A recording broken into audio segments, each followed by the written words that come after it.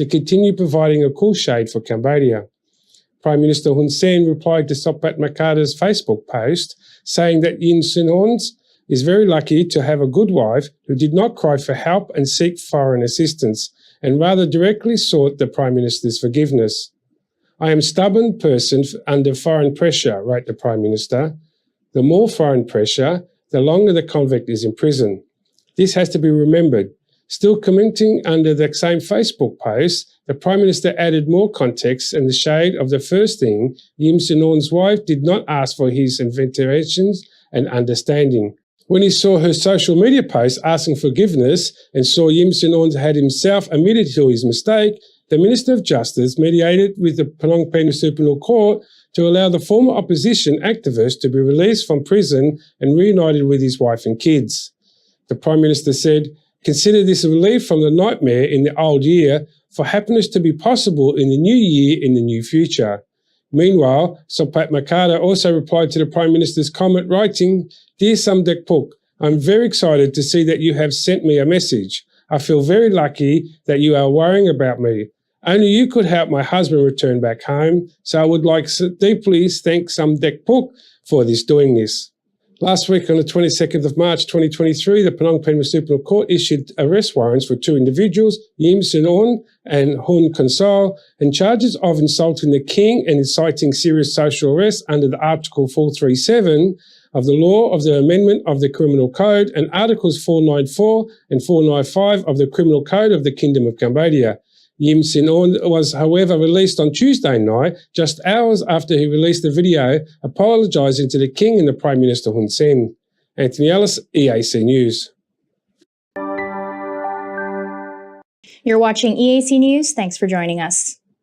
A team of United Nations agency representatives in Cambodia, led by UN Resident Coordinator Joseph Schur, met with Prime Minister Hun Sen on Tuesday afternoon at the Peace Palace in Phnom Penh. The Prime Minister's assistant, Ieng Sophalait, informed the media after the meeting that the Prime Minister and the UN representatives focused discussions on two main topics. The first was in setting goals for the royal government, with the support of the UN, with priority given to strengthening the resilient health system to move closer towards universal health coverage. The second topic was on strengthening the national social protection system by appointing the development and expansion of social protection coverage for poor and vulnerable families as the government's main priority, with the UN providing support on formulating the priority direction. During the meeting, the Prime Minister remarked that the UN system has been flexible in its implementation of the United Nations Development Assistance Framework, which is a socio-economic response framework that has helped to revise the royal government's capital and intervention goals to reducing vulnerabilities in Cambodia. The Prime Minister also noted that the UN has mobilized new resources to support the royal government's response to health and socio-economic rehabilitation needs. The Prime Minister commended the progress made by the UNDAF from 2019 to 2023, which underscores the joint efforts of all UN agencies in Cambodia and the excellent cooperation and strong partnership they have with government ministries and institutions. Regarding the preparation of the 2024 to 2028 UNDAF, the Prime Minister said that good progress has been made through inclusive consultations in a fruitful partnership environment. He encouraged stakeholders to continue their cooperation so that the new document can be completed as planned for May 2023, as this will act as the key cooperation framework between the UN and the royal government for the next 5 years. The Prime Minister requested the relevant UN agencies to continue developing their respective strategic programs in accordance with the existing consultation mechanism, and stated that the royal government will provide official support for the formation of these documents on the basis of review and approval through the Executive Council. On the two topics of strengthening resilient health systems towards universal health coverage and expanding the national social protection system, the Prime Minister said that discussions reflected a common understanding of progress, challenges, and strategic goals in Cambodia, of which human resource development will be highlighted as a key foundation in Phase 1 of the Pentagon Strategy. He also expressed his gratitude for the UN's commitment to supporting the royal government in strengthening the resilient health system towards universal health coverage and expanding the social protection system for the purpose of social development. The Prime Minister encouraged the relevant ministries and institutions of the royal government to continue working closely with UN agencies to turn these commitments and support into action. You're watching EAC News. Thanks for joining us. Cambodia celebrated the National Day of Science, Technology, and Innovation with an exhibition that ran from 25th to 28th March at the COPIC Convention and Exhibition Center in Phnom Penh. More than 200 booths were on display at the exhibition, showcasing the work of many Cambodian youth in robotics, remote-controlled devices, agricultural management techniques, and more. EAC News reporter Kristen Winters has the story. Agricultural IT student Ya Rosa exhibited his team's work on smart agriculture, which demonstrated possibilities for the future of farm management. Rosa's smart farm is equipped with soil moisture recognition technology that keeps moisture in the ground. His team also worked on heat management in vegetable farms and other security systems. While the technology is promising, it is still in its research and development stage. ចឹងទៅខ្ញុំនឹងប្រើ smart farm ហ្នឹងគឺជា real life and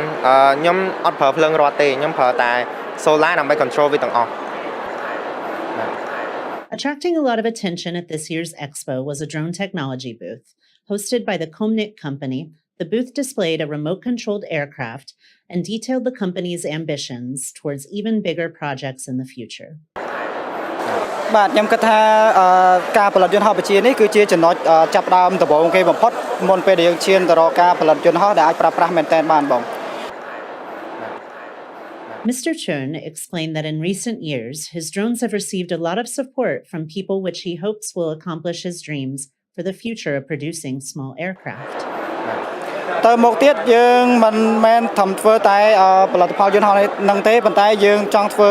ប្រភេទយន្តហោះដែលអាចប្រើការនៅក្នុងវិស័យកងទ័ពហើយនិងប្រើការនៅក្នុងវិស័យពាណិជ្ជកម្ម Next to the Comnit project, a robot that looks like Luna Landing is running in front of the booth. Luna is the robot mascot for Robocon, one of the most popular competitions aired in Cambodia. This year's Robocon organizer, Mr. Pang Chamnan, said that his booth is there to further inform the public about the 2023 Robocon being held in Cambodia. He added that this year the robot competition is more difficult than before, which will make the event even more interesting to viewers. កម្មវិធីរបស់យើងដែលយើងរៀបចំនៅចុងខែមិថុនាហើយនិងចុងខែសីហាដែលជាការប្រកួតថ្នាក់ជាតិអន្តរជាតិ He believes that the organization of the National Day of Science, Technology, and Innovation serves to show the country and the world that Cambodia is at a high level of technological development and innovation that will only continue to progress. Of the many booths on display in this exhibition, some are hosted by international companies.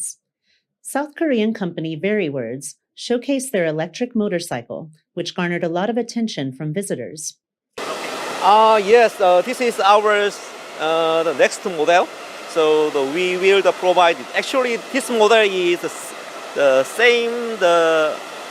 performance with Honda PCX model. So the Cambodia people is more the high performance model. So next year also we will provide this class's high performance model to Cambodian market. VeryWords has already set up an electric motorcycle factory in Cambodia and hopes to distribute to consumers in Cambodia and abroad.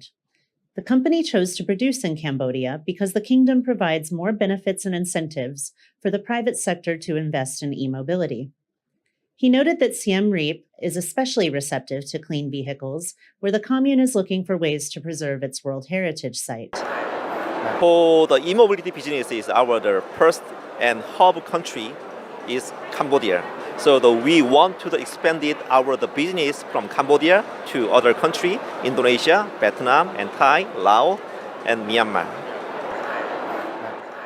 Senior Minister and Minister of Industry, Science, Technology, and Innovation, Cham Prasit, stated that Cambodia is a highly creative nation that has not yet been discovered. He added that from now on, the government will strengthen innovation and science initiatives for students from primary to higher levels in hopes that in 10 or 20 years, Cambodia will catch up with other countries. ខ្មែរបញ្ញាញាតិខ្មែរអត់អន់នេះខ្មែរអត់អន់រឿងបញ្ហាសំខាន់គឺរកមូលដ្ឋានឲ្យគ្រប់ដើម្បីឲ្យធ្វើម៉េចឲ្យបញ្ញាញាតិនេះវារីកបានយកទៅអនុវត្តចេញបាន The national exhibition closed on March 28th and provided a fun environment for learning about the progress of science and technology in Cambodia. The minister hopes that in the coming years, the exhibition will have a robot to welcome the participants and that more AI technologies will be included in the exhibition. Kristen Winters, EAC News. You're watching EAC News. Thanks for joining us. The Japanese Navy destroyer JS Kirisame docked at the Sihanoukville Autonomous Port on Tuesday, where it will remain for 3 days as it trains new active duty officers for missions at sea. The JS Kirisame is 151 meters long, 17.4 meters wide, 9 meters deep, and weighs 4,550 tons. The ship can reach speeds of 30 knots per hour and has a total of 170 crew members. EAC News reporter Kristen Winters has the story. Deputy Chief of Staff of the Royal Cambodian Navy, Commodore In Sokumara, welcomed the delegation of the JS Kirisame, led by Commander Maki Takayuki. During the 3-day official visit, there will be a training session between the Royal Cambodian Navy and the Japan Maritime Self-Defense Force, in addition to a tour of the Japanese naval ship. Commander Maki Takayuki also paid a visit to the governor of Sihanoukville, Koik Chamron, to thank him for facilitating the docking of the Japanese ship and to celebrate the 70th anniversary of the two countries' solidarity, friendship, and diplomatic ties. Governor Koik Chamron also noted that last year marked the 30th anniversary of the first Japanese peacekeeping operations in Cambodia, which was commemorated in part by 2 Japan Maritime Self-Defense Force ships docking at Sihanoukville in March, an event which was attended by Prime Minister Hun Sen. The governor said that Sihanoukville's deep sea port is an integral part of the development of his province. Cambodia has Japan's financial support for the port through the Japan International Cooperation Agency. Stakeholders have been building and expanding the deepwater port following the procedures of Steps 1 and 2 of the agreed-upon labor calendar, which is to be completed in 2025. And continuing on to Step 3 of the development plan, the governor foresees further success for Cambodia's economy. Kristen Winters, EAC News. You're watching EAC News. Thanks for joining us. The Ministry of Public Works and Transport has confirmed that the China Bridge and Road Corporation will begin a study on the build of the Phnom Penh Siem Reap Expressway very soon. EAC News reporter Anthony Ellis has more. In order for the study of this project to go smoothly, the Ministry of Public Works has requested the governors of Phnom Penh, Kandao, Kampong Cham, Kampong Thom and Siem Reap provinces to intervene and coordinate with the relevant authorities to provide assistance. The Minister of Public Works and Transport, Senior Minister Son Chantal, previously confirmed at a press conference on the 28th of May during a visit to the Third Ring Road that the study on the Phnom Penh Siem Reap Expressway will be completed in September of this year. Senior Minister Son Chantal also confirmed that the 4 companies had already requested to conduct studies on the new Phnom Penh Siem Reap Expressway. Cambodia launched a 1-month free trial of the brand new Phnom Penh Sihanoukville Expressway for 1 month in October 2022. From November 2022 to the end of February 2023, the expressway has earned nearly $11 million. In the middle of this year, Cambodia will begin the construction of the Phnom Penh Pavet City Expressway with an estimate of $1.6 billion. Anthony Ellis, EAC News.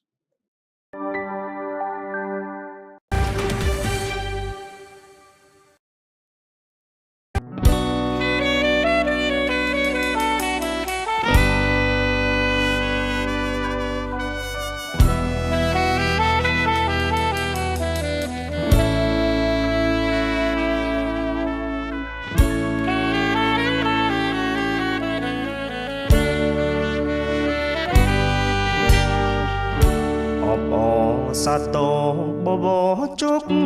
chay lang đóng này thay lỡ pa chấp bon bắt đom sân ai bó vô lơ lôn chỉ mê ban chia cá rô con tọp trường cột bất bấtบทราได้จูสนาได้โอ้ตอมคืออ้ายอดดอมหุ่นมานัดอนุวัตบัญชีสมองเจียดปัดปัด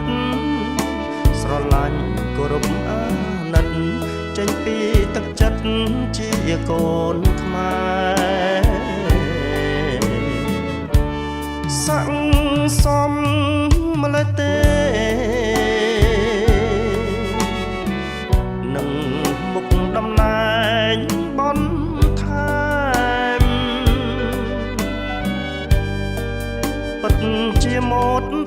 ក្រៃលែងទុកចិត្តលែងចំបែងមុខតំណែងជួយដល់រាជការយើង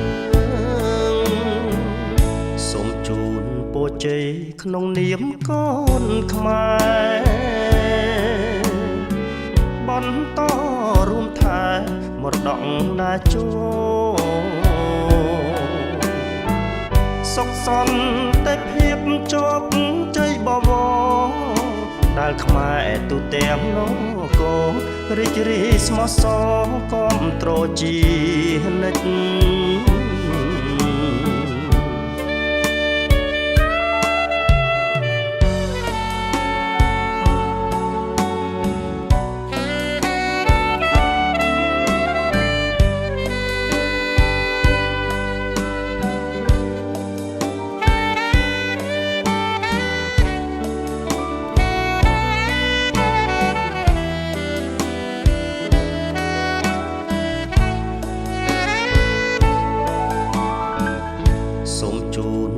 ជ័យក្នុងនាមកូនខ្មែរ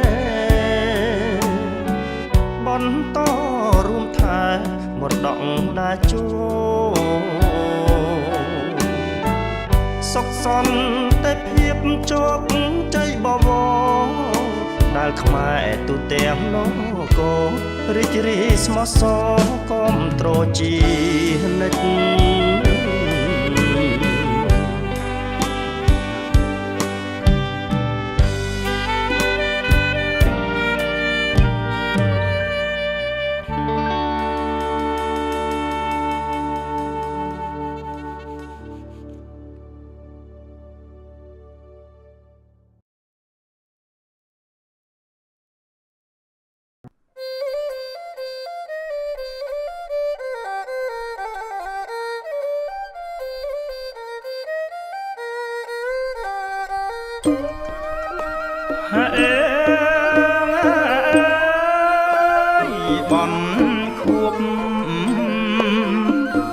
ខួបម៉ា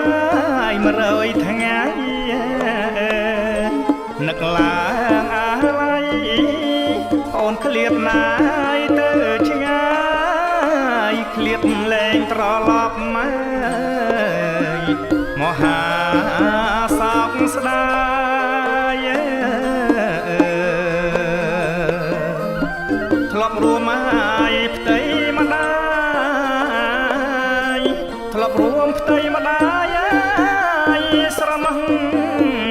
កន្លង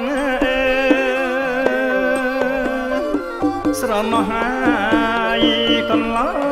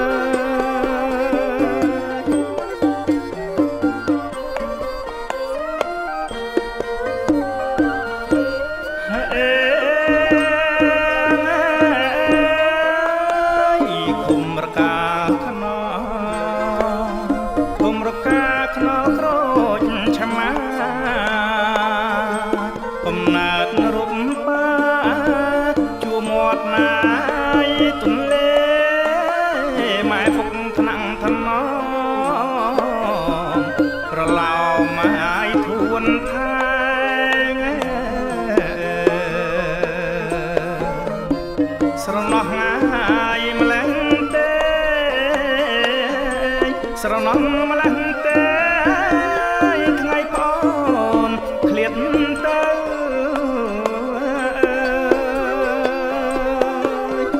ថ្ងៃបងឃ្លាតទៅ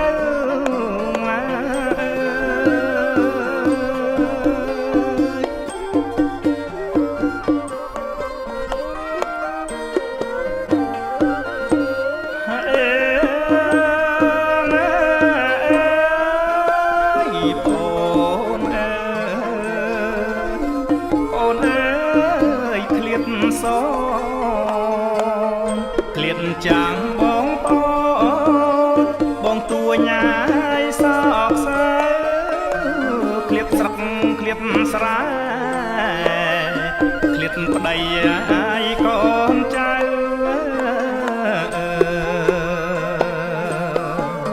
ព្រំលិខិតណាយដំរើ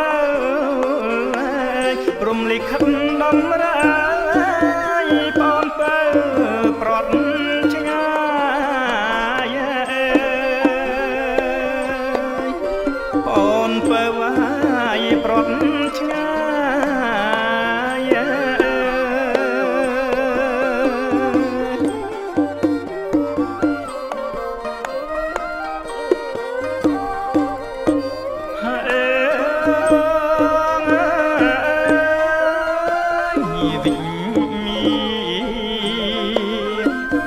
មានណាយដំក្រល់អត់ទឹងមាំងខដល់ដួងអាយចិត្តកាយបងបុនសុខាឃ្លាតទៅអាយតែកាយបើមានណាយជាតិក្រោយបើមានចិត្តក្រោយយើងជួបមកគ្នាទៀតណាយើងជួបមកគ្នាទៀតមក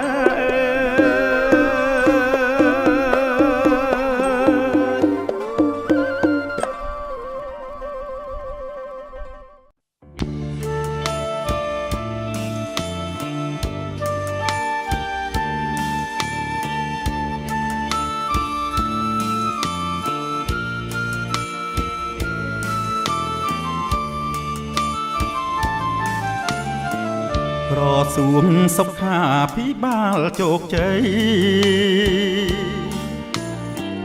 ចាក់ធំវិស័យជាងជ័យខ្លាំងក្លាតាមមន្ទីរពេទ្យមណ្ឌលសុខភាពផងណាវាំងសាំងបងកាចាំជូនពលរដ្ឋកម្ពុជាវេទនាលំបាកប្រឈមឧបសគ្គខ្វះខាតក្រខ្សត់សម្ដេចដែលចូលដឹកនាំគុណមុតជោគជ័យប្រាកដលទ្ធផលផ្លែផ្កាឯកឧត្តមមបុនហេងជារដ្ឋមន្ត្រីប្រឹងប្រែងគ្មានថ្មីដោះស្រាយបញ្ហាគោរពអនុសាសន៍ប្រមុខរាជរដ្ឋាកុំចាត់ផងណាជំងឺឆ្លងនានា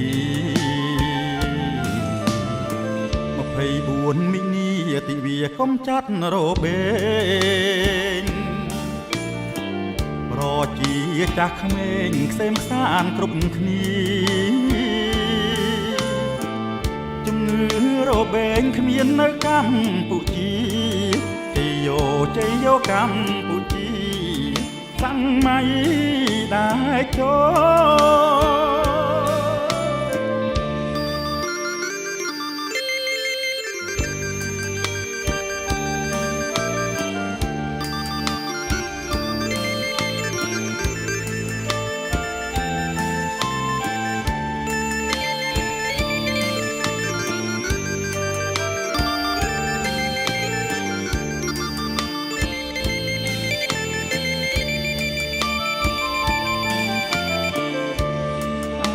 ឧត្តមមកបុនហេងជារដ្ឋមន្ត្រីប្រឹងប្រែងគ្មានថ្មីដោះស្រាយបញ្ហាអូរំអនុសាសន៍ប្រមុខរាជរដ្ឋាកុំចាត់ផងណាជំងឺឆ្លងនានី24មីនាទិវាកុំចាត់របេងប្រជាចាស់ក្មេងខ្សែមខ្សានគ្រប់គ្នាជំងឺរបេងគ្មាននៅកម្ពុជាទេយោជ័យយោកម្ពុជាសម័យដែលចូល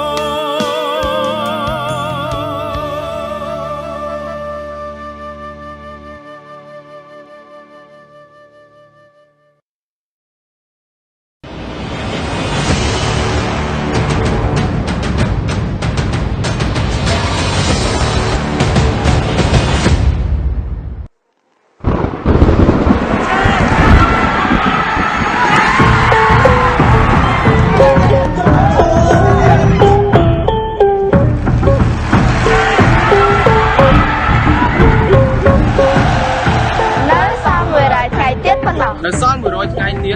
សល់100ថ្ងៃទៀតប៉ុណ្ណោះ 100 days to go until SEA Games 2023.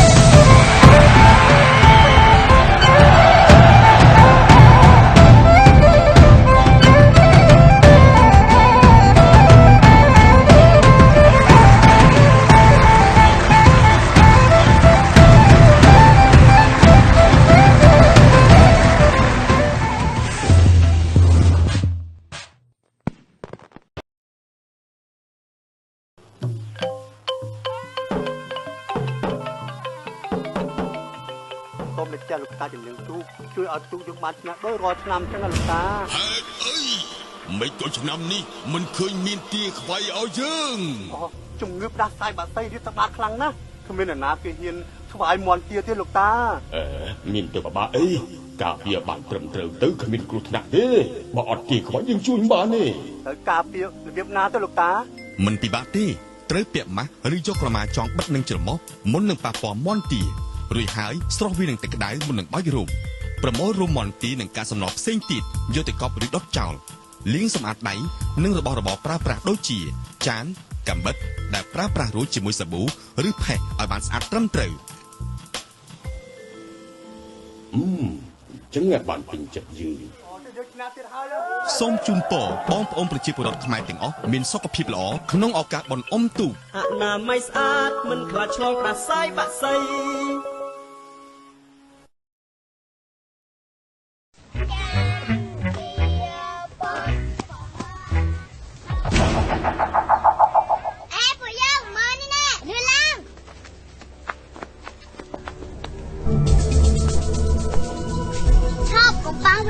ខ្ញុំលើអ្នកគ្រូខ្ញុំនិយាយប្រាប់ខ្ញុំថាមន់ងាត់ច្រើនអញ្ចឹងអាមិនដាំមកពីជំងឺកាសែបាក់សៃពួកយើងក៏អាចឆ្លងមេរោគនេះបានដែរខ្ញុំយើងក៏ធ្វើមិនទៅអូយកបញ្ញាទៅប្រាប់អ៊ំធៀបភូមិទៅ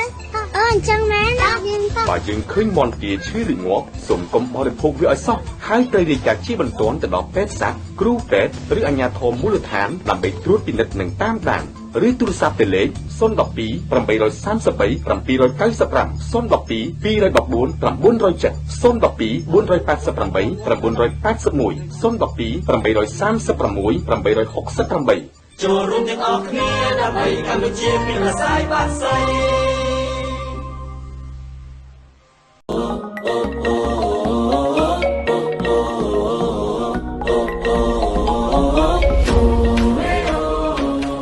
យើងទាំងអស់គ្នា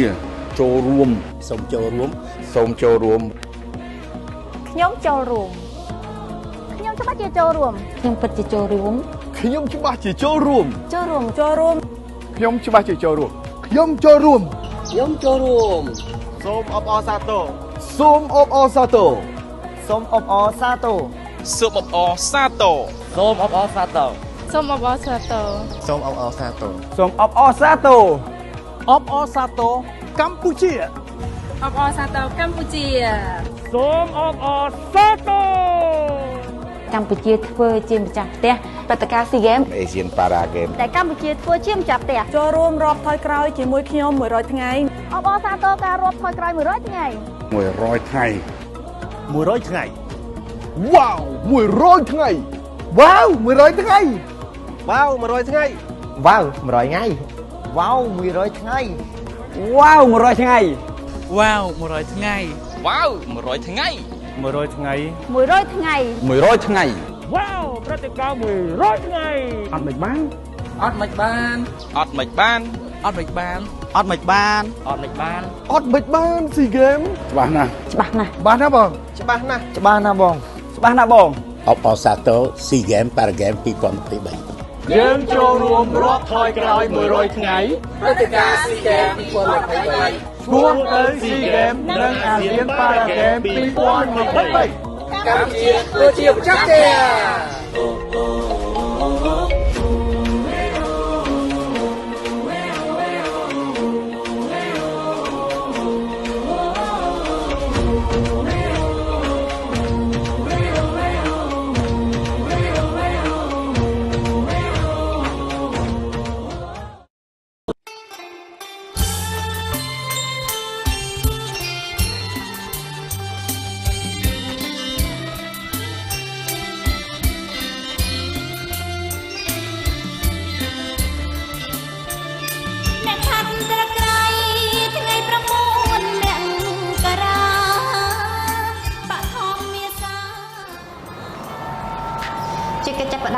ខ្ញុំសច្ចនិកណាសូមលំអរកាយគោរពនឹងជំរាបសួរ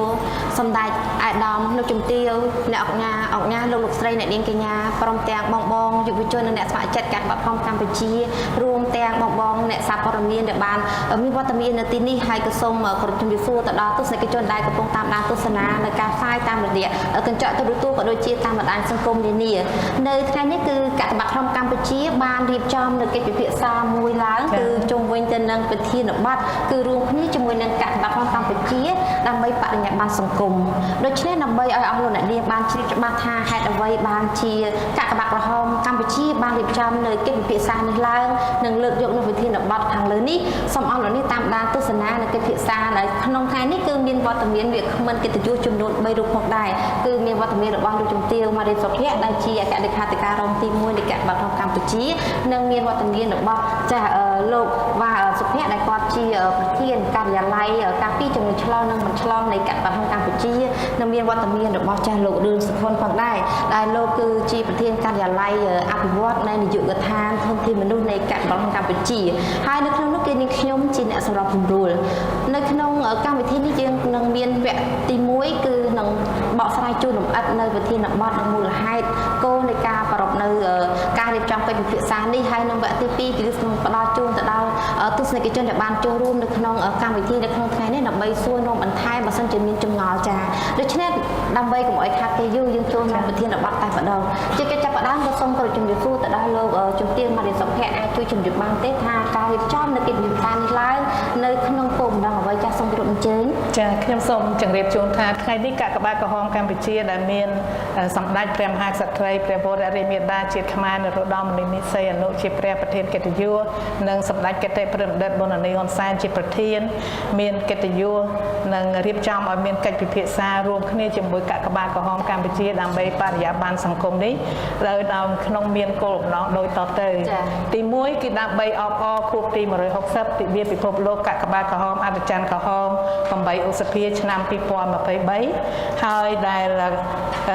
សម្រាប់ឆ្នាំនេះគឺកាកបាទក្រហមកម្ពុជាបានកំណត់ប្រធានបទរួមគ្នាជាមួយកាកបាទក្រហមកម្ពុជាដើម្បីបរិយាបន្នសង្គម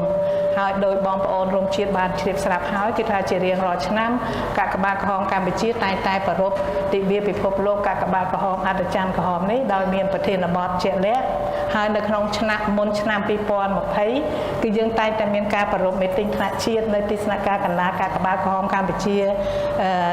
នេះតែម្ដងដោយមានអញ្ជើញសម្ដេច ដោយគោរពអញ្ជើញសម្ដេចអគ្គមហាសេនាបតីតេជោ ហ៊ុនសែននាយករដ្ឋមន្ត្រីជាអធិបតី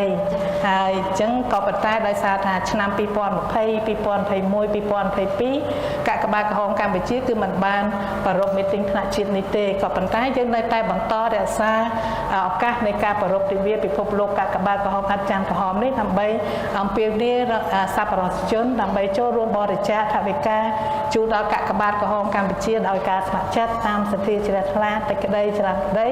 ដើម្បីកាកបាទក្រហមកម្ពុជាមានមូលនិធិសម្រាប់ប្រតិបត្តិការមនុស្សធម៌ពីមួយឆ្នាំទៅមួយឆ្នាំរបស់ខ្លួន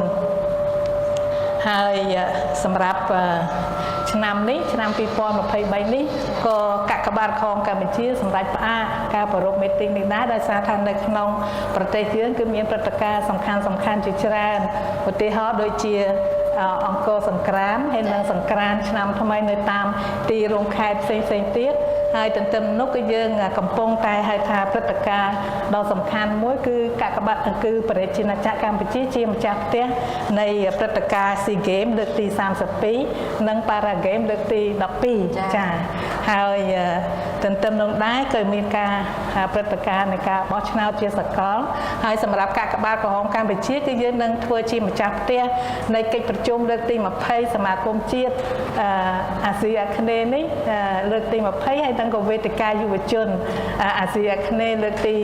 2នៅប្រជាជាតិកម្ពុជាយើងនៅខែកញ្ញាផងដែរចា៎អញ្ចឹងដោយសារមូលហេតុនេះបានជាយើងមិនបានប្រារព្ធមីទីងតែយើងនៅរក្សាធ្វើយុទ្ធនាការផ្សេងទៀតដើម្បីយុទ្ធនាការនៅក្នុងការរកមូលនិធិហើយអញ្ចឹងទេផ្សារភ្ជាប់ទៅហៅថាគោលបំណងទី2នៃការរៀបចំកិច្ចពិភាក្សានេះបានន័យថាទី1ដើម្បីឲ្យហៅថាការរកមូលនិធិរបស់យើងនេះវាមានលក្ខណៈផុសផុលនៅបានជួបជៀបទៅដល់សាធារណជនគឺយើងមានឲ្យរៀបចំជាកិច្ចពិភាក្សានេះមួយហើយនៅក្នុងយុទ្ធនាការនៃការឈានឆ្ពោះទៅដល់ហៅថាថ្ងៃទិវា8ឧសភានឹងតែម្ដងគឺយើងមានការធ្វើការផ្សព្វផ្សាយជូនបងប្អូនរួមជាតិយើងរំលេចឲ្យឃើញនៅអំពីសមិទ្ធផលនិងការងាររបស់កាកបាទក្រហមកម្ពុជាដែលយើងធ្វើហៅថាជាមួយនឹងបងប្អូនប្រជាពលរដ្ឋដែលជាអ្នកទទួលផលអំពីកាកបាទក្រហមកម្ពុជាហើយអញ្ចឹងទេនៅក្នុងការដែលយើងបានទទួលថវិកាពីសប្បុរសជនហើយយើងបានបង្ហាញអំពីសកម្មភាពទាំងអស់នោះហើយបានបង្ហាញឲ្យឃើញថាជាការផ្សារភ្ជាប់មួយ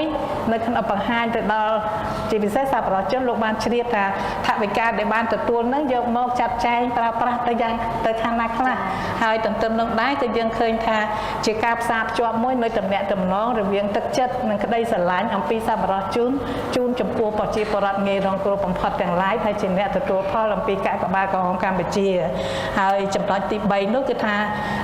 នៅក្នុងនេះគឺយើងបានពីបេថារួមគ្នាជាមួយកាកបាទក្រហមកម្ពុជាចឹងទេនេះគឺជាសារមួយដែលអំពាវនាវជូនទៅដល់បងប្អូនរួមជាតិជាពិសេសសម្ដេចអាយដាមលោកជំទាវលោករកស្រីអ្នកអង្គញាលោកអង្គញាបងប្អូនរួមជាតិហើយនៅជាពិសេសសប្បុរសជនហ្នឹងគឺសូមបន្តនៅការចូលរួមកម្លាំងជាមួយកាកបាទក្រហមកម្ពុជាផ្ដល់នៅការជួយគាំទ្រទាំងស្មារតីសម្ភារៈថវិកាជូនដល់កាកបាទក្រហមកម្ពុជាដើម្បីយើងហៅថាបន្តមានមូលនិធិសម្រាប់ប្រតិបត្តិការមនុស្សធម៌របស់យើងឲ្យស័ក្តិសមជាទូនាទីជាជំនួយការឲ្យអាជ្ញាធរសាធារណៈនៅក្នុងវិស័យមនុស្សធម៌ចា៎ហើយចំណែកគោលបំណងទី4នេះគឺថាដើម្បីបរិយាបន្នសង្គមគឺជាការគូបញ្ជាក់នៅការបដិញ្ញាចិត្តរបស់កាកបាទក្រហមកម្ពុជាចូលរួមជាមួយរាជរដ្ឋាភិបាលក្នុងការ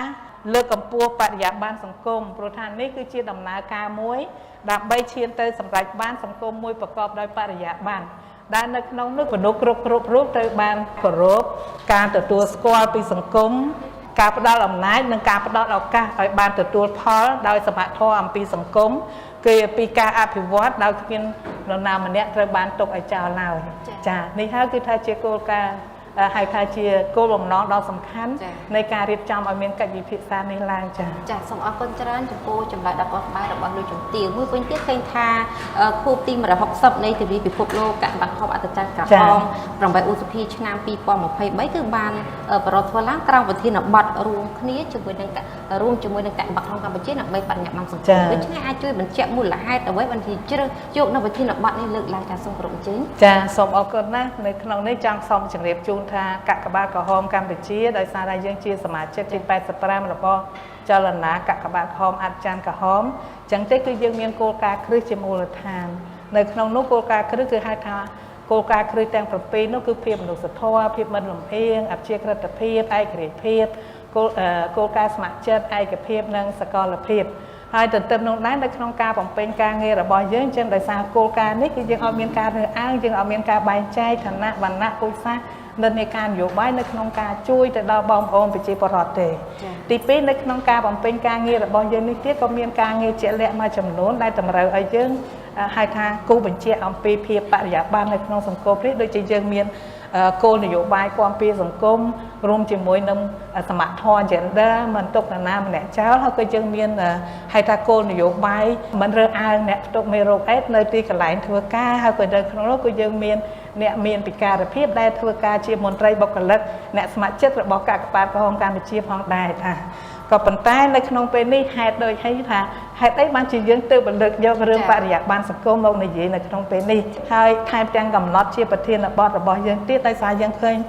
ទី1យើងមានជំងឺ COVID-19 នៅក្នុងរយៈពេលដែលយើងបានឆ្លងកាត់នេះវាធ្វើឲ្យមានការប៉ះពាល់ទៅដល់ខាងផ្នែកជីវភាពរស់នៅក៏ដូចជាសេដ្ឋកិច្ចនិងសង្គមទទួលផលប៉ះពាល់នេះវាមានទាំងផ្នែកសុខភាពផ្លូវចិត្តទាំងសុខភាពផ្លូវកាយផងដែរចា៎ហើយយើងយល់ឃើញថាអញ្ចឹងប្រជាពលរដ្ឋងាយរងគ្រោះបំផុតណាស់ដែលជាគោលដៅរបស់កាកបាទក្រហមកម្ពុជានឹងគ្នារឹតតែលំបាកថែមទៀតហើយទន្ទឹមនោះក៏យើងមានអ្នកងាយរងគ្រោះបំផុតថ្មីដែលកើតឡើងមានឡើងទៀតឧទាហរណ៍ដូចថាការបាត់បង់ការងារធ្វើរបស់មនុស្សមួយចំនួនដោយសារថារោងចក្រមួយចំនួនគេត្រូវបិទកន្លែងខ្លះទៅ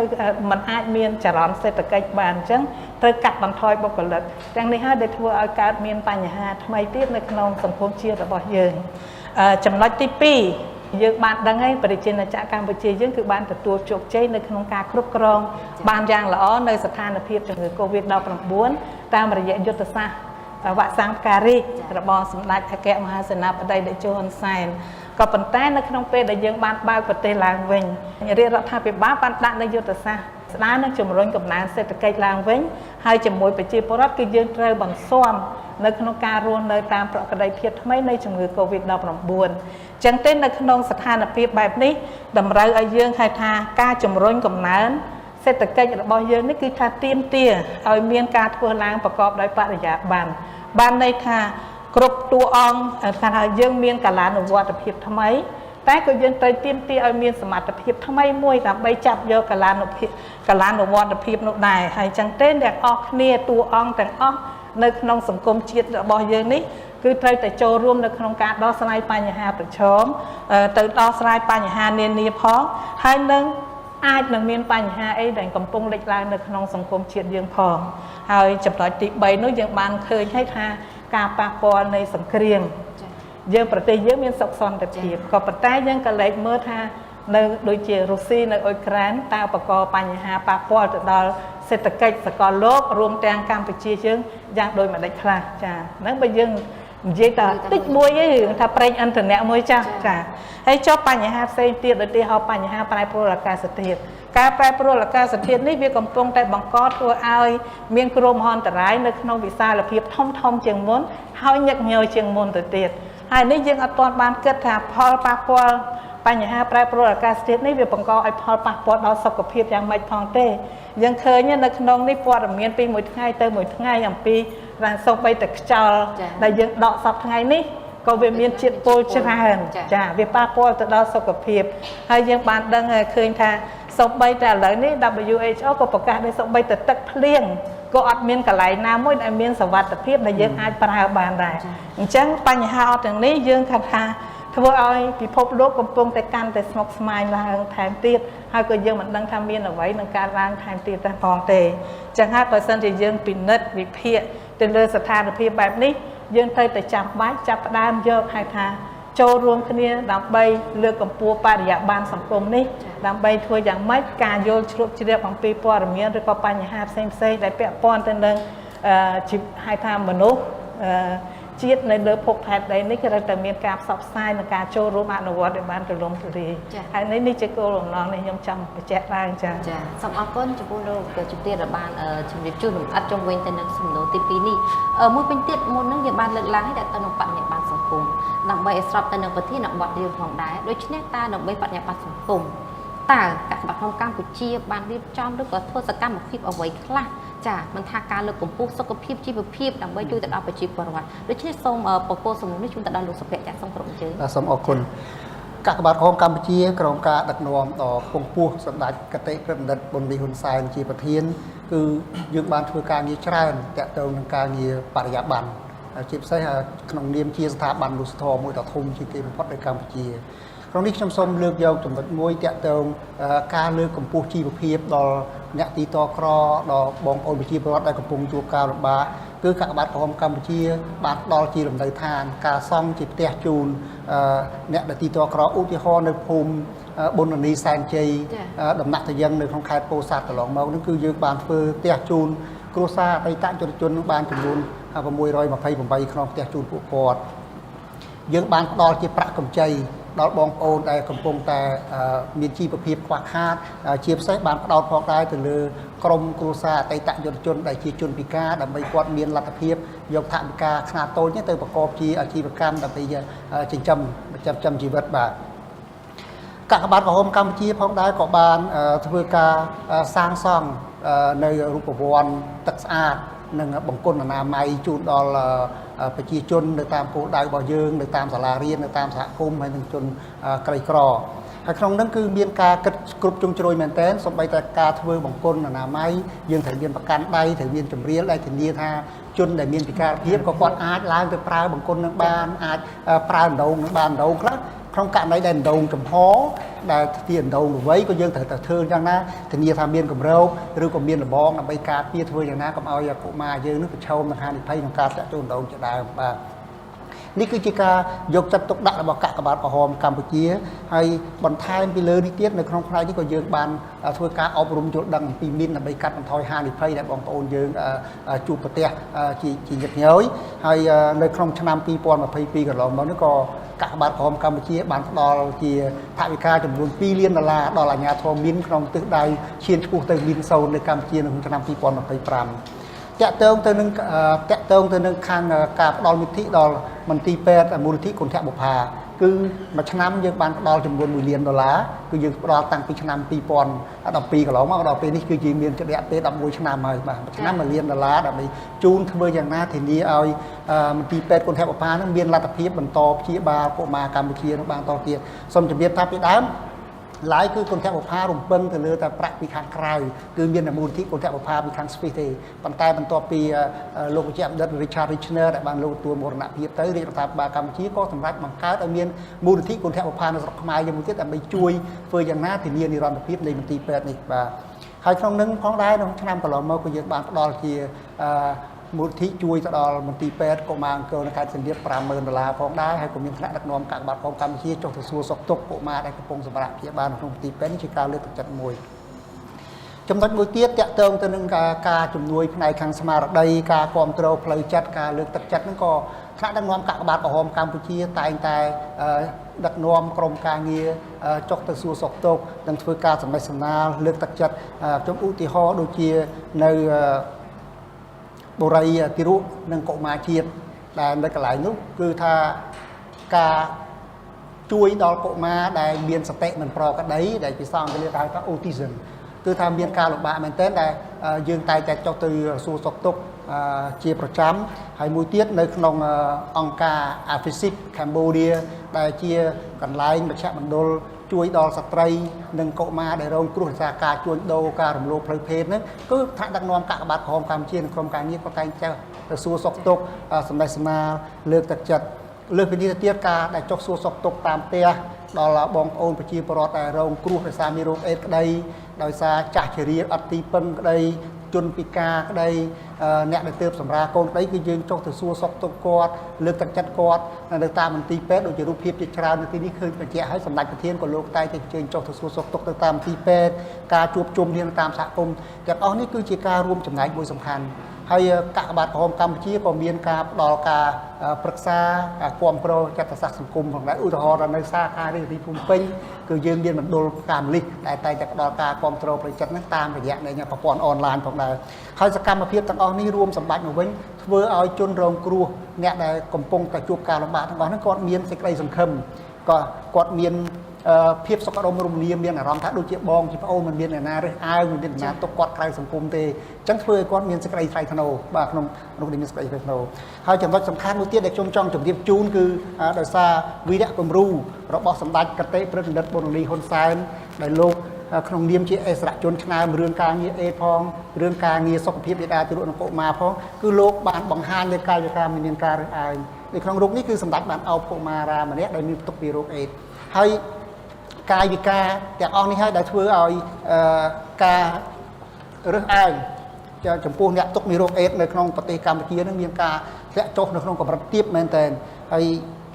ខ្លឹមសារទាំងអស់នោះគឺមានសារៈសំខាន់ដោយសារក្នុងមួយឆ្នាំលោកចេញសារ3សារតាក់ទងទិវាសុខភាពមាតាទារកកុមារនិងឆ្មបហ្នឹងគឺ2ហើយសារមួយទៀតតាក់ទងនឹងអេដគឺក្នុងសារទាំង3ធ្វើការអប់រំផ្សព្វផ្សាយយ៉ាងទូលំទូលាយហើយជាលទ្ធផលខ្ញុំសូមជម្រាបជូនថាការគ្របដណ្ដប់ដោយសារឲ្យយល់ដឹងផ្សព្វផ្សាយនោះគឺធ្វើឲ្យស្ត្រីតាមតួលេខពី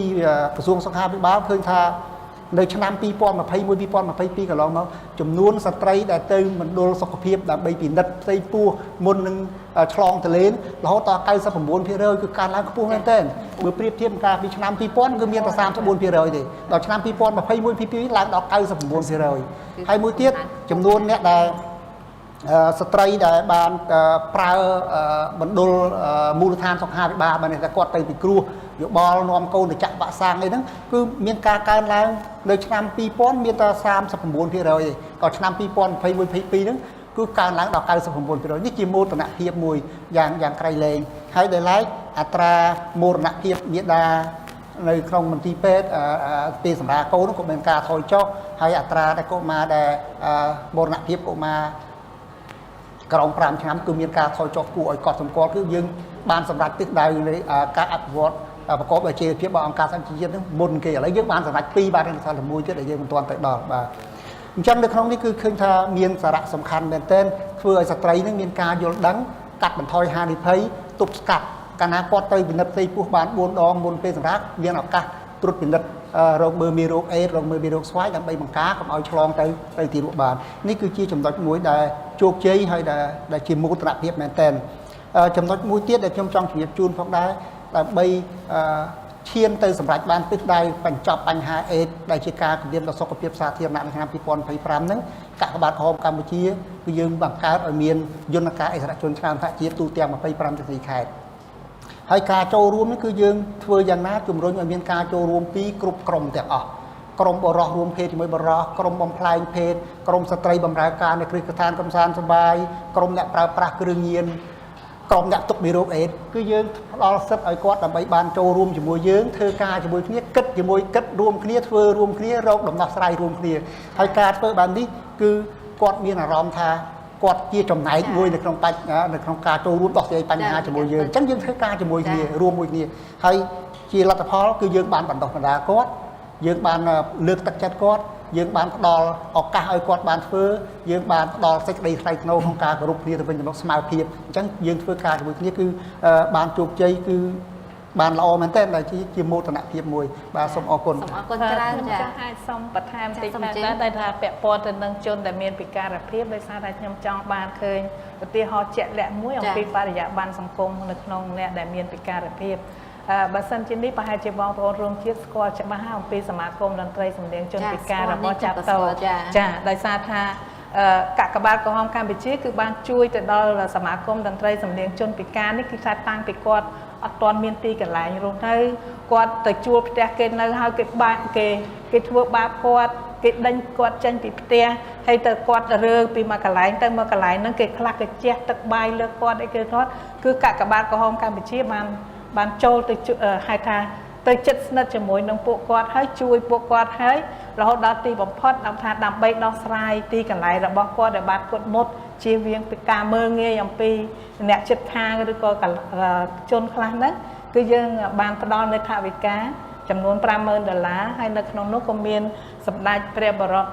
សម្ដេចព្រះវររាជមេដាជាខ្មែរបានប្រោសប្រទាននៅព្រះរាជទ្រព្យចំនួន$20,000 ទៀតទិញបានជាដីកន្លែងសពថ្ងៃនេះតែម្ដងហើយអញ្ចឹងទេនៅក្នុងការទិញបានជាដីនេះហើយយើងរៀបចំការកសាងជាអគារហើយសម្ដេចគតិប្រិមត្តហ៊ុនសែនមុនពេលដែលដំណាក់កាលកូវីដក៏បានចុះទៅទស្សនកិច្ចនៅទីនោះហើយបានឆ្លងនៅហេតុថាប្លង់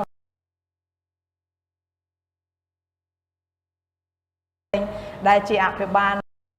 គណៈអភិបាលនៃរាជធានីភ្នំពេញនិងជាប្រធានគណៈកម្មការសាខាកាកបាទក្រហមកម្ពុជារាជធានីភ្នំពេញនេះទទួលបន្ទុកសាងសង់នៅអគារនេះហើយរហូតដល់ឥឡូវនេះបានសម្ពោធបកគលជាផ្លូវការហើយកន្លែងនោះគឺថាសម្រាប់ជនពិការដែលមានពិការភាពទៅរស់នៅទទួលនៅការបដិបដាផ្សេងៗដើម្បីបង្កើនសមត្ថភាពឲ្យគាត់មានលទ្ធភាពឧទាហរណ៍ដូចថាសម្ដេចតេជោលោកបានបកគលនៅឧបករណ៍ភ្លេងអញ្ចឹងគាត់ទៅប្រគំនៅវត្តភ្នំឬក៏គាត់បង្កើតជាកន្លែងម៉ាស្សាស្ទាបអីអញ្ចឹងទៅហើយអញ្ចឹងទៅគាត់មានលទ្ធភាពនៅក្នុងការលើកកម្ពស់ជីវភាពរបស់គាត់ដោយខ្លួនឯងចា៎ចាអរគុណច្រើនពិតជាបានបកបានមែនតើជុំវិញទៅនឹងប្រធានបទយើងបញ្ញាបត្រសង្គមនេះគឺកសិកម្មក្នុងកម្ពុជាបានចូលរួមចំណែកច្រើនតែយើងរៀបរាប់ស្ទើរតែមិនអស់តែដោយសារតែពេលវេលាខ្លីដូច្នេះខ្ញុំដោយសារតែរកកម្មវិធីកសិកម្មតែមានយុវជនដូច្នេះចង់ជម្រាបសួរទៅដល់ចាលោកសុខុនវិញឃើញថាតើដើម្បីបញ្ញាបត្រសង្គមនេះតើកសិកម្មក្នុងកម្ពុជាបានផ្ដល់ឱកាសឲ្យយុវជនបានចូលរួមការងារមនុស្សធម៌យ៉ាងបែបម៉េចខ្លះហើយទ្រង់ទ្រីបែបម៉េចសូមគោរពអញ្ជើញចា៎បាទសូមអរគុណពាក់ព័ន្ធជាមួយនឹងកាកបាទក្រហមកម្ពុជាគឺបានផ្ដល់ឱកាសឲ្យយុវជននិងអ្នកស្ម័គ្រចិត្តកាកបាទក្រហមកម្ពុជាបានចូលជាសមាជិកក្នុងការបំពេញសកម្មភាពមនុស្សធម៌នៅក្នុងគ្រឹះស្ថានសិក្សានិងសហគមន៍របស់ពួកគាត់ប៉ុន្តែមុនពេលដែលពួកគាត់បានចូលជាយុវជននិងអ្នកស្ម័គ្រចិត្តគឺពួកគាត់ត្រូវការទទួលការបណ្ដុះបណ្ដាលវគ្គមូលដ្ឋានជាមុនសិនដែលបណ្ដុះបណ្ដាលដោយមន្ត្រីទីស្នាក់ការកណ្ដាលឬក៏សាខារាជធានីខេត្តទាំង25ដែលផ្ដោតសំខាន់ទៅលើជំនាញទី1គឺតាក់ទងជាមួយនឹងប្រវត្តិចលនាគោលការណ៍គ្រឹះនិងច្បាប់មនុស្សធម៌អន្តរជាតិកាកបាទក្រហមនិងអត្តច័ន្ទក្រហមទី2គឺតាក់ទងជាមួយនឹងទូនាទីនិងភារកិច្ចថានៅពេលដែលគាត់ចូលជាយុវជនឬក៏អ្នកស្ម័គ្រចិត្តតើគាត់ត្រូវមានទូនាទីនិងភារកិច្ចអ្វីខ្លះដើម្បីបំពេញការងារជាមួយនឹងកាកបាទក្រហមកម្ពុជាទី3គឺមូលដ្ឋានវិជាសង្គ្រោះបឋមដែលជាមូលដ្ឋានក្នុងការជួយពួកគាត់នៅពេលដែលគាត់មានបញ្ហាឬក៏គ្រួសារឬក៏សហគមន៍មានបញ្ហាគាត់អាចចូលរួមចំណែកកាត់បន្ថយការជឿចាប់មុនពេលដែលបញ្ជូនទៅព្យាបាលឬក៏ទទួលការសង្គ្រោះពីគ្រូពេទ្យជំនាញហើយដែលឡាយជំនាញផ្សេងទៀតគឺអាស្រ័យទៅលើស្ថានភាពជាក់ស្ដែងដូចជាវិធីទប់ស្កាត់និងក៏បង្ការនៃការឆ្លងនៃជំងឺ Covid-19 នៃការរីករាលដាលនៃមេរោគអេដជំងឺអេដក៏ដូចជាការលើកកម្ពស់សុវត្ថិភាពចរាចរណ៍និងបរិស្ថានផងដែរហើយក្នុងការផ្ដល់ឱកាសដល់យុវជននិងអ្នកស្ម័គ្រចិត្តដែលជាសិស្សនិស្សិតឬក៏អ្នកនៅក្នុងសហគមន៍នេះគឺយើងបានបញ្ជានៅសមភាព gender ដោយមានទាំងបុរសនិងស្ត្រីចូលរួមដែលក្នុងនោះយើងឃើញថាមាននារីយុវជនដែលជានារីនេះគឺមានជាង 50% ដែលបានចូលរួមចំណែកយ៉ាងសកម្មជាមួយនឹងកាកបាទក្រហមកម្ពុជាហើយលើសពីនេះទៅទៀតនោះក៏បានផ្ដល់ឱកាសទៅដល់យុវជនក្នុងសហគមន៍នោះដែលជាជនជាតិដើមភាគតិចអ្នកដែលមាននិន្នាការនយោបាយខុសគ្នាគឺយើងអត់មានរើសអើងពួកគាត់ទេផ្ដល់ឱកាសពួកគាត់ចូលរួមទាំងអស់គ្នាហើយនៅក្នុងឱកាសនៃការចូលជាយុវជនឬក៏អ្នកស្ម័គ្រចិត្តនេះផងដែរក្រោមការដឹកនាំរបស់សម្ដេចគតិប្រិមត្តហ៊ុនហ៊ុនសែនដែលជាប្រធានកាកបាទក្រហមកម្ពុជាហើយក៏ជាប្រធានក្រុមការងារទ្រទ្រង់សកម្មភាពយុវជននិងអ្នកស្ម័គ្រចិត្តលោកបានផ្ដល់ឱកាសឲ្យមានសម្លេងយុវជននិងអ្នកស្ម័គ្រចិត្តបានចូលរួមចំណែកក្នុងការកសាងយុទ្ធសាស្ត្រកាកបាទក្រហមកម្ពុជា 2021-2030 ដែលជាយន្តការមួយដ៏សំខាន់ដើម្បីឲ្យកាកបាទក្រហមកម្ពុជាកសាងភាពធន់នៅក្នុងសហគមន៍និងប្រកបដោយចីរភាពផងដែរហើយក្នុងឱកាសនោះផងដែរកាកបាទក្រហមកម្ពុជាក៏បានបង្កើតជាគោលនយោបាយយុវជននិងអ្នកស្ម័គ្រចិត្តសេចក្តីណែនាំដើម្បីបង្ហាញនឹងគោលឲ្យយុវជននិងអ្នកស្ម័គ្រចិត្តគាត់បានដឹងពីទូនាទីនិងភារកិច្ចថាតើគាត់ធ្វើអ្វីចូលជាយុវជននិងជាអ្នកស្ម័គ្រចិត្តកាកបាទក្រហមកម្ពុជាហើយក្នុងឱកាសនោះផងដែរគាត់ក៏បានចូលរួមចំណែកនៅក្នុងការកសាងផែនការអភិវឌ្ឍនៅក្នុងសហគមន៍ក្នុងគ្រឹះស្ថានសិក្សាតាមរយៈការដឹកនាំរបស់មន្ត្រីប្រតិបត្តិសាខាកាកបាទក្រហមរាជធានីខេត្តទាំង25ក៏ដូចជាបានទទួលនៅអាហារូបករណ៍ដែលក្រោមការដឹកនាំរបស់ថ្នាក់ដឹកនាំកាកបាទក្រហមកម្ពុជាគឺផ្ដល់ឲ្យសិស្សនិស្សិតដែលមានជីវភាពខ្វះខាតក៏ទទួលបានការសិក្សាដោយឥតបង់ថ្លៃនៅថ្នាក់គ្រឹះស្ថានឧត្តមសិក្សាថែមទៀតលើពីនេះទៅទៀតដោយឡែកពីពួកគាត់ទទួលបាននៅវគ្គបណ្ដុះបណ្ដាលហើយ ពួកគាត់បានដើរតួនាទីយ៉ាងសកម្មក្នុងការរួមចំណែកជាមួយនឹងកាកបាទក្រហមកម្ពុជាដើម្បីបរិយាបន្នសង្គមដែលសកម្មភាពនឹងតួនាទីទី1នោះគឺតាក់ទងជាមួយនឹងការលើកកម្ពស់អនាម័យនិងបរិស្ថានដែលយើងដឹងហើយថាកាកបាទក្រហមកម្ពុជាគឺមានឧទ្យានសហសវត្តដែលបានបង្កើតឡើងនៅខេត្តសៀមរាបគឺជាចំណែកមួយដែលគម្រោងមួយដើម្បីឲ្យយុវជននិងអ្នកស្ម័គ្រចិត្តជាពិសេសគឺប្រជាប្រដ្ឋទូទៅបានចូលរួមចំណែកដាំកូនឈើដើម្បីទប់ស្កាត់ការប្រែប្រួលអាកាសធាតុនៅក្នុងប្រទេសក៏ដូចជាក្នុងតំបន់ផងដែរហើយថ្មីកន្លងទៅនេះក៏មានការចង្អុលបង្ហាញពីថ្នាក់ដឹកនាំកាកបាទក្រហមកម្ពុជាយើងមានបណ្ដាញយុវជនបណ្ដាញអ្នកស្ម័គ្រចិត្តបានបង្ហាញជាក្លឹបសិក្សានៅតាមគ្រឹះស្ថានសិក្សានៅក្នុងសហគមន៍របស់គាត់ហើយពួកគាត់ក៏បានជួយទៅដល់យុវជននិងអ្នកស្ម័គ្រចិត្តដែលមានជីវភាពខ្វះខាតតាមរយៈការរៃអង្គាសថវិកាតាមរយៈពិធីសប្បុរសធម៌ជួយទៅដល់យុវជននិងអ្នកស្ម័គ្រចិត្តហើយក្រៅពី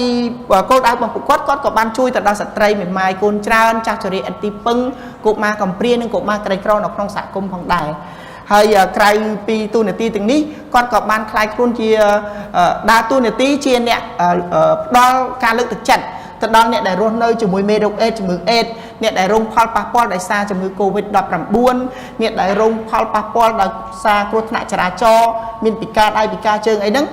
យុវជនអ្នកស្ម័គ្រចិត្តបានដើរតួនាទីជាអ្នកលើកទឹកចិត្តផ្ដល់កម្លាំងចិត្តដើម្បីឲ្យពួកគាត់មានជីវិតតស៊ូក្នុងជីវភាពរបស់គាត់ដើម្បីឲ្យគ្រប់គ្រងគ្រួសាររបស់គាត់មានភាពប្រសើរឡើងហើយក្រៅពីនេះទៅទៀតពួកគាត់ក៏បានចូលរួមចំណែកក្នុងការបរិច្ចាគឈាមដែលការបរិច្ចាគឈាមនេះគឺជាកម្លាំងចលករមួយដ៏សំខាន់ដើម្បីសង្គ្រោះអាយុជីវិតដល់អ្នកដែល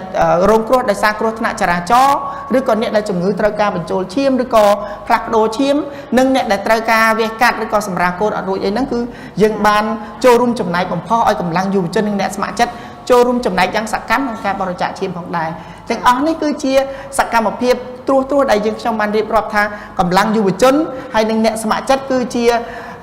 ការចូលរួមចំណែកយ៉ាងសកម្មដើម្បីឲ្យបរិយាបន្នសង្គមមានភាពប្រសើរឡើងតបទៅតាមការលើកឡើងរបស់លោកជំទាវអគ្គលេខាធិការរងទី1ផងដែរបាទចាសូមអរគុណច្រើនចាចំពោះចម្លើយដ៏ក្បោះក្បាយជុំវិញទៅនឹងសំណួរនេះអស់លោកអ្នកនាងដែលកំពុងតាមដានទស្សនាជាទីមេត្រីដោយសារតែវគ្គទី1យើងក៏បានបញ្ចប់អញ្ចឹងវគ្គទី2យើងនឹងមានសំណួរចម្លើយចំពោះលោកគ្រូអ្នកគ្រូបងក៏ដូចជាបានចូលរួមនៅក្នុងវត្តមាននាទីនេះអាចជាលើកជាសំណួរបានចាសូមមកដល់វិក្កាមិនចំនួន3រូបចាសូមអញ្ជើញចាសូមបងអូនអញ្ជើញចាជាដំបូងនេះខ្ញុំសូមគោរពជំរាបសួរទៅកាន់លោកជំទាវហើយដំក៏បងវាគ្មិនក៏ដូចជាលោកគ្រូអ្នកគ្រូដែលមានវត្តមាននៅទីនេះផងដែរនេះខ្ញុំមានឈ្មោះថាឡុងសុគលលីសាមកពីសាកលវិទ្យាល័យធនធានមនុស្សហើយសំណួរដែលខ្ញុំចង់សួរទៅកាន់បងវាគ្មិនហ្នឹងថាតើកាកបាទក្រហមកម្ពុជាមានសកម្មភាពអ្វីខ្លះដើម្បីឲ្យមានការចូលរួមបញ្ញាបត្រសង្គមក្នុងទិវាពិភពលោកកាកបាទក្រហមនិងអត្តជននៅ2000នៅក្នុងខួប160ឆ្នាំនេះផងដែរចាសូមអរគុណច្រើនបងអូនស្រីចាអញ្ចឹងលោកជំទាវបានទទួលសំណួររបស់បងអូនស្រីច្បាស់ជុំវិញទៅនឹងសកម្មភាពអ្វីខ្លះចាស់ចង់សូមគោរពអញ្ជើញតែម្ដងចានៅក្នុងទីនេះសូមអរគុណណាស់ចំពោះសំណួររបស់ក្មួយស្រីខ្ញុំចង់សូមបញ្ជាក់ថានៅក្នុងការងារបរិយាបន្នសង្គមជាពិសេសនៅក្នុងទិវាពិភពលោកកាកបាទក្រហមអត្តច័ន្ទក្រហម8ឧសភានេះខ្ញុំសូមជម្រាបជូនថាកិច្ចពិភាក្សានេះក៏ជាផ្នែកមួយហើយទន្ទឹមនឹងនៅក្នុងយុទ្ធនាការនៅក្នុងការឱកាសនៃការរកមោទនភាពនៅក្នុងឱកាសអបអរខួបទី160ទិវាពិភពលោកកាកបាទក្រហមអត្តច័ន្ទក្រហម8ឧសភានេះគឺយើងមិនមែនមានសកម្មភាពនេះតែមួយទេគឺយើងនឹងមានការចុះផ្សព្វផ្សាយទៅតាមគ្រឹះស្ថានសិក្សាក៏ដូចជានៅតាមបណ្ដាខេត្តមួយចំនួនហើយកិច្ចពិភាក្សានេះគឺយើងចាក់ផ្សាយទៅតាមគ្រប់បណ្ដាញទូរទស្សន៍ផ្សេងទៀតទន្ទឹមនោះគឺយើងនឹងមានបទសម្ភាសន៍បទយកការផ្សេងដែលខាងក្រុមទូរទស្សន៍នឹងផលិតឡើងហើយទន្ទឹមនោះគឺយើងមានសកម្មភាពចុះដោយផ្ទាល់ទៅតាមសហគមន៍ផ្សេងទៀតផងដែរហើយចំពោះការលើកកម្ពស់បរិយាបន្នសង្គមនេះគឺមិនមែនជារឿងដែលកាកបាទក្រហមកម្ពុជាត្រូវធ្វើតែម្នាក់ឯងទេសំខាន់បំផុតគឺការយល់ដឹងនិងការចូលរួមទាំងអស់គ្នាចឹងទេការចាប់ផ្ដើមឈាននៅក្នុងថ្ងៃនេះលើកនិយាយអំពីបរិយាបន្នសង្គមនេះក៏ជាផ្នែកមួយនៅក្នុងការផ្សព្វផ្សាយដើម្បីឲ្យបានយល់ជ្រាបជ្រាបម្ដងបន្តិចដូចថាកាលមុនយើងនិយាយពីរឿងរឿង gender ហ្នឹងគឺយើងទៅចែកគ្នាធំរយៈពេលនោះរហូតមកដល់ពេលនេះមកមានការយល់ច្បាស់ពីរឿង gender អញ្ចឹងបរិយាបន្នសង្គមនេះក៏ទាមទារឲ្យមានការចាប់ផ្ដើមហើយនឹងការពង្រីកនៅវប្បធម៌នៃការយល់ដឹងអំពីបរិយាបន្នសង្គមនេះនៅក្នុងសង្គមជាតិរបស់យើងដើម្បីរួមចំណែកធ្វើយ៉ាងម៉េចឲ្យសម្រេចបាននៅសង្គមប្រកបដោយបរិយាបន្នចា អញ្ចឹងទេនៅក្នុងនេះគឺយើងមានសកម្មភាពហៅថា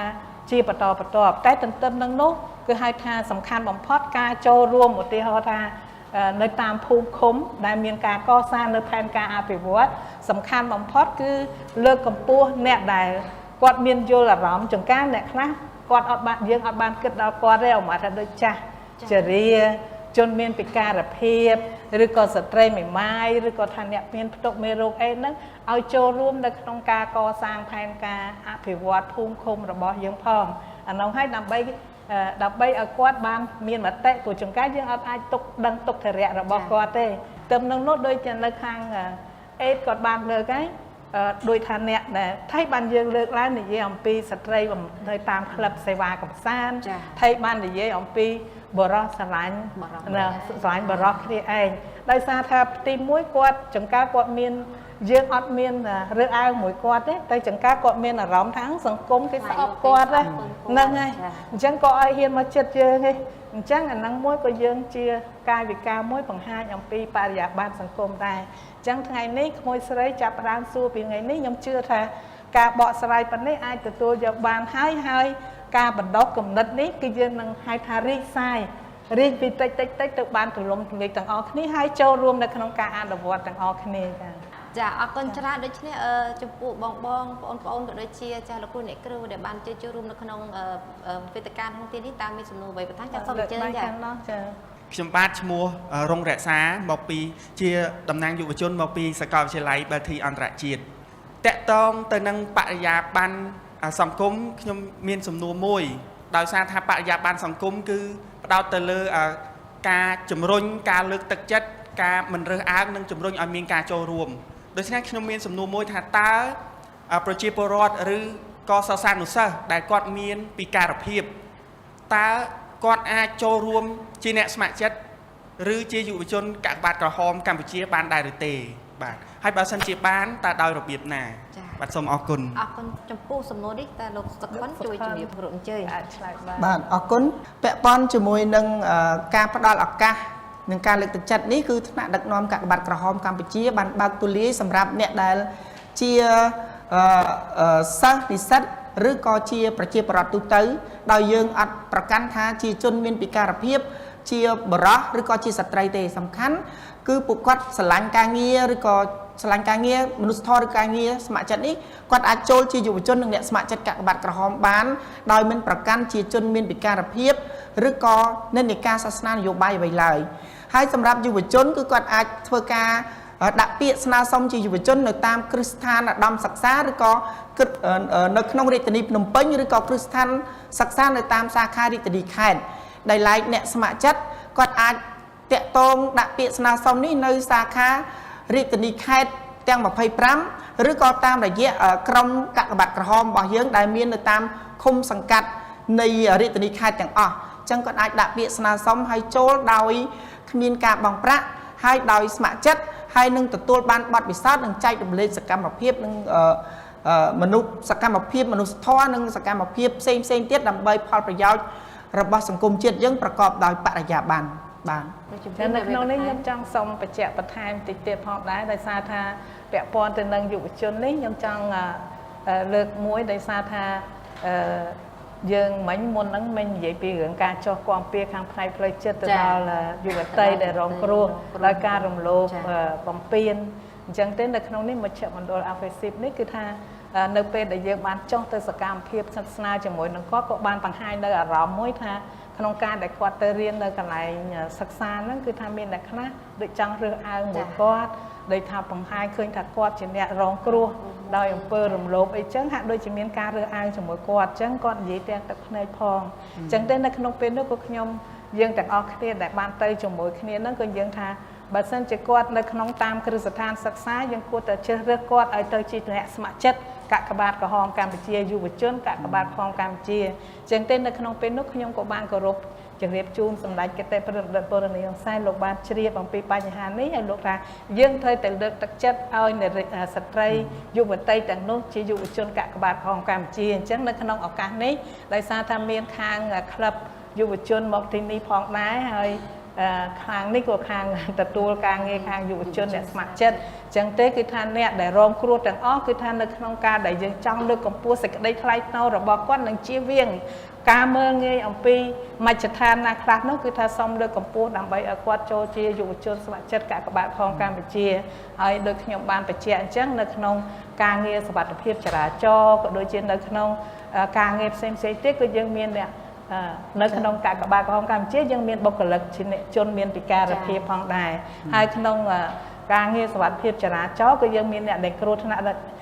ពិការដោយគ្រោះថ្នាក់ចរាចរណ៍ហ្នឹងក៏ជាអ្នកស្ម័គ្រចិត្តផងដែរហើយនៅក្នុងសកម្មភាពខាងមីននៅតំបន់ឆ្ងាយនោះក៏យើងមានអ្នកស្ម័គ្រចិត្តដែលរងគ្រោះដោយសារមីនហ្នឹងគាត់ខ្លាយមកជាអ្នកស្ម័គ្រចិត្តកាកបាទក្រហមកម្ពុជាយើងហើយនៅតាមតំបន់ជនបទដោយមណ្ឌលគិរីរតនគិរីឬក៏ប្រទេសមានជ័យគឺយើងមានជនជាតិភាគតិចដែលជាអ្នកស្ម័គ្រចិត្តកាកបាទក្រហមកម្ពុជាផងដែរចា៎នេះគ្រាន់តែជាឧទាហរណ៍មួយលើកឲ្យបានជាក់ច្បាស់បន្តិចទេចា៎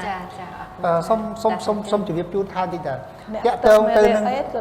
រឿងអ្នកស្ម័គ្រចិត្តហ្នឹងសូម្បីតែអ្នកដែលទុកមានរោគអេដក៏យើងបានលើកទឹកចិត្តគាត់ឲ្យចូលរួមជាអ្នកស្ម័គ្រចិត្តដែរសូមឧទាហរណ៍នៅខេត្តស្វាយរៀងយ៉ាងអ្នកទុកមានរោគអេដនៅពេលដែលគាត់បានស្ដាប់សារសម្ដេចគតិប្រិទ្ធបណ្ឌិតប៊ុននីហ៊ុនសែនហើយគាត់មានអារម្មណ៍រំភើបហើយបានទទួលការជួយគ្រប់គ្រងពីកាកបាទក្រហមកម្ពុជាហើយគាត់សូមចូលជាអ្នកស្ម័គ្រចិត្តហើយយើងបានលើកទឹកចិត្តគាត់នៅពេលគាត់បានចូលជាអ្នកស្ម័គ្រចិត្តកាកបាទក្រហមកម្ពុជាគាត់ខំធ្វើការល្អមែនតើបាទល្អណាស់គាត់ជួយបានច្រើនហើយដោយសារគាត់ជាអ្នកទុកមេរោគអេដខ្លួនឯងអញ្ចឹងគាត់ដឹងពីស្ថានភាពមិនគ្នាគាត់មិនហើយអារម្មណ៍របស់គ្នាគាត់យល់គ្នាបានគាត់ជួយគ្នាបានគឺមានសារៈសំខាន់មែនតើនៅកពើអីអ្នកស្ម័គ្រចិត្តយើងដែលជាអ្នកទុកមេរោគអេដខ្លះអ្នកខ្លាចដល់មេឃុំមកហើយឥឡូវហ្នឹងបាទគឺបានផលច្រើនមែនតើបាទហើយខ្ញុំចង់ជម្រាបជូនផងដែរគឺថាភាពជាគំរូនៅក្នុងការគិតអំពីបរិយាបន្នសង្គមនេះគឺសម្ដេចគតិប្រិទ្ធបណ្ឌិតប៊ុននីហ៊ុនសែនតែម្ដងដោយសារថាជារៀងរាល់ថ្ងៃលោកតែងតែមើលទៅតាមព័ត៌មានតាមបណ្ដាញសង្គមឃើញថាចាស់ឥតទីពឹងមានការគេបោះបង់ចោលកូនបោះបង់ចោលអ្នកណាមិនយកចិត្តទុកដាក់ឬក៏ស្ត្រីនោះកើតវិបលាសស្មារតីគេមើលងាយមិនមានការយកចិត្តទុកដាក់គឺលោកតែងតែឲ្យខ្ញុំនឹងជាអ្នកស្រាវជ្រាវហើយធ្វើការជាមួយនឹងសាខាដើម្បីថាសាខាអនុសាខាបានដឹងករណីនឹងអត់តែយើងមានការដោះស្រាយអត់អញ្ចឹងករណីខ្លះដែលខ្ញុំចុះដោះស្រាយដោយផ្ទាល់និងករណីខ្លះយើងធ្វើការជាមួយនឹងសាខានិងអនុសាខាដើម្បីធ្វើការដោះស្រាយជៀសវាងកុំឲ្យថាមានករណីនឹងកើតឡើងហើយកាកបាទក្រហមកម្ពុជាមិនបានដោះស្រាយចានេះគឺថាខ្ញុំចង់សូមជម្រាបចឹងព្រោះនៅក្នុងទីនេះក៏មានវត្តមានរបស់អនុសាខាតាមខណ្ឌទាំង14ផងដែរចាហើយនៅខាងច្បារអំពៅហ្នឹងកោះនារីហ្នឹងគឺថ្មីតែម្ដងដែលស្ត្រីម្នាក់គាត់គិតទៅ7-8ឆ្នាំហើយតែគាត់ទៅនៅកន្លែងកណូ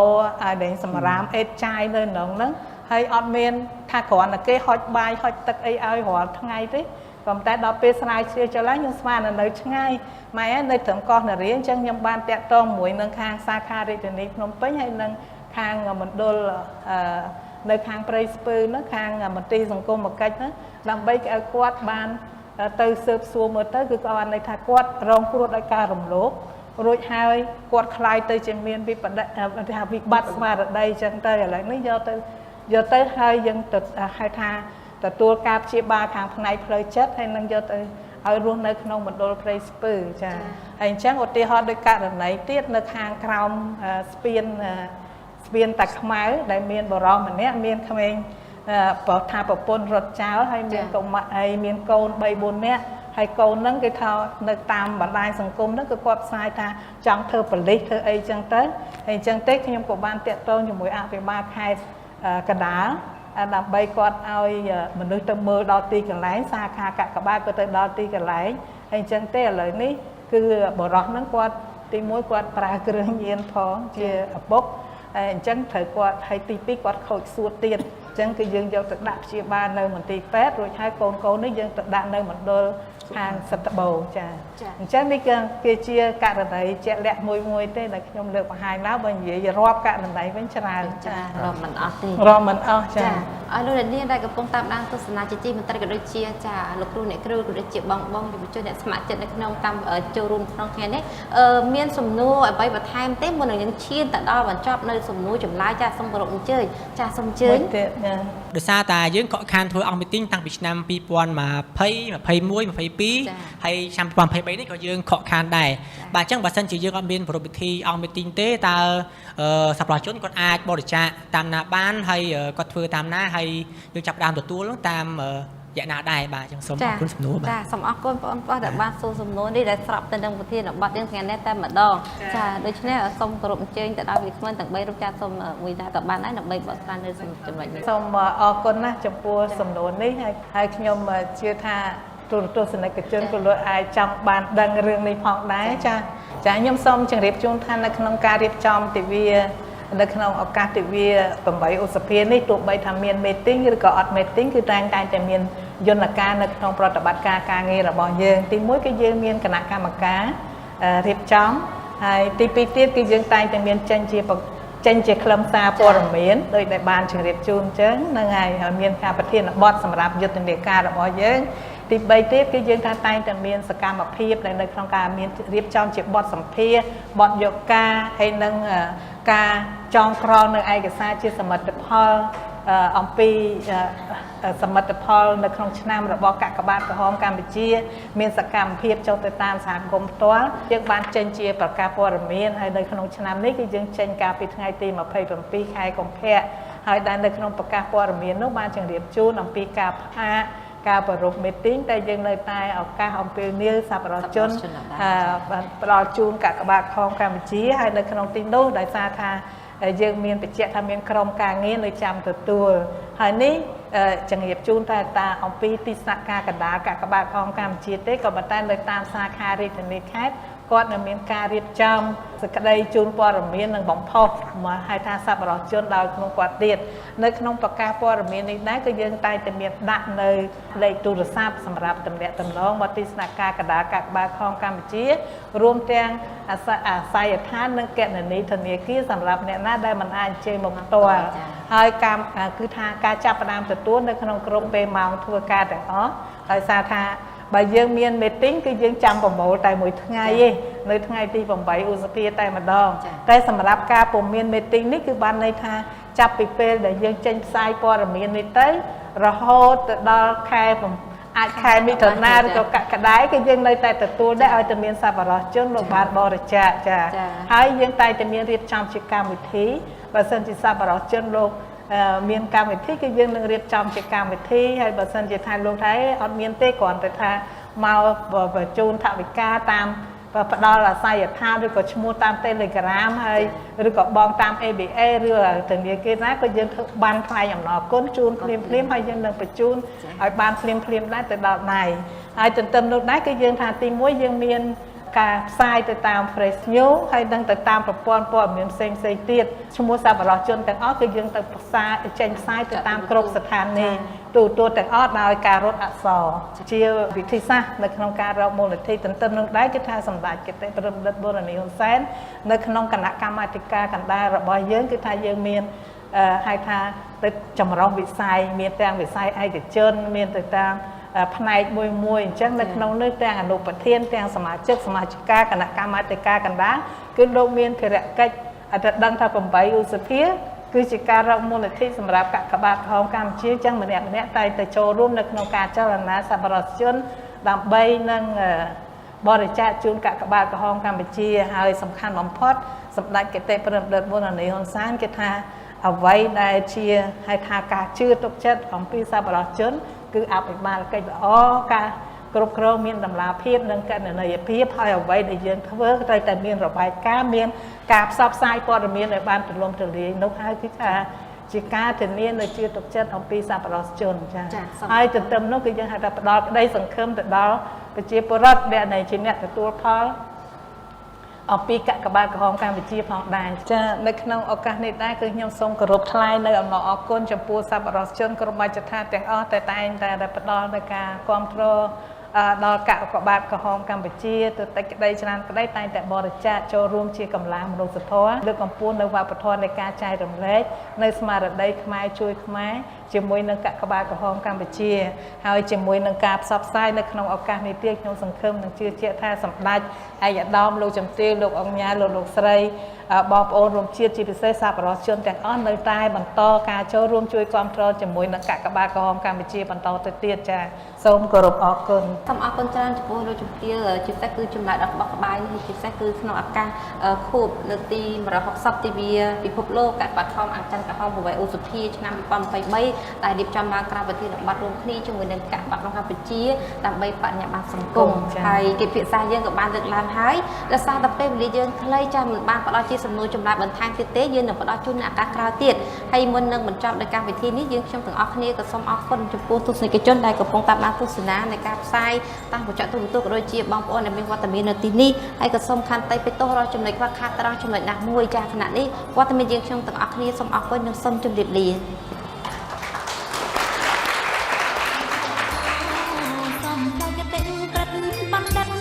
បត់ចៅមូលមិត្តសែនទិញសតសឹកអើយ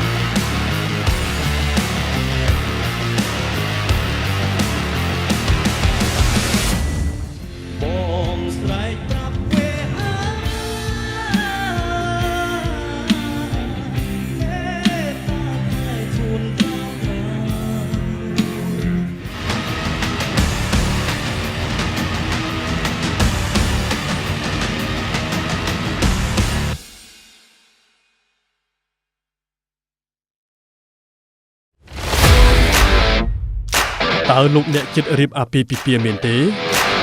ហើយពិបាករកក្រុមហ៊ុនថតវីដេអូផ្សាយផ្ទាល់ដែលមានគុណភាពមែនទេអស់កង្វល់រ៉ាទីកាជាក្រុមហ៊ុនទទួលស្គាល់លំដាប់អន្តរជាតិលើសេវាកម្មថតផ្សាយផ្ទាល់គ្រប់កម្មវិធីកម្រិត 4K ដំបូងបង្អស់នៅកម្ពុជារ៉ាទីកាប្រើប្រាស់ឧបករណ៍ទំនើបម៉ាកល្បីៗធានាគុណភាពការផលិតតាមបច្ចេកវិទ្យាទាន់សម័យរ៉ាទីកានឹងជួយធ្វើឲ្យកម្មវិធីលោកអ្នកកាន់តែមានភាពអស្ចារ្យ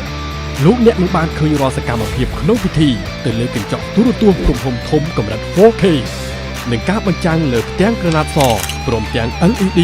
ដែលមានរូបភាពច្បាស់ត្រជាក់ភ្នែកសូមអញ្ជើញកក់ពីឥឡូវនេះតាមរយៈលេខទូរស័ព្ទ012 823 848 017 838 889និង016 823 848រ៉ាទីកាទំនុកចិត្តការទទួលខុសត្រូវនិងគុណភាពខ្ពស់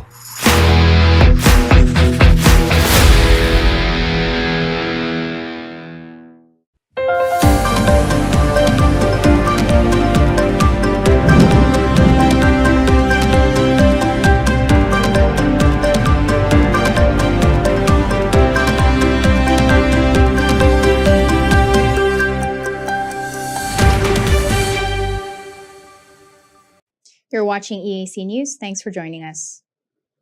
Prime Minister Hun Sen has stated that all races and religions in Cambodia must unite to help the nation grow. The Prime Minister stressed that religious and ethnic differences are not seen as an obstacle in Cambodian society. EAC News reporter Anthony Ellis has more.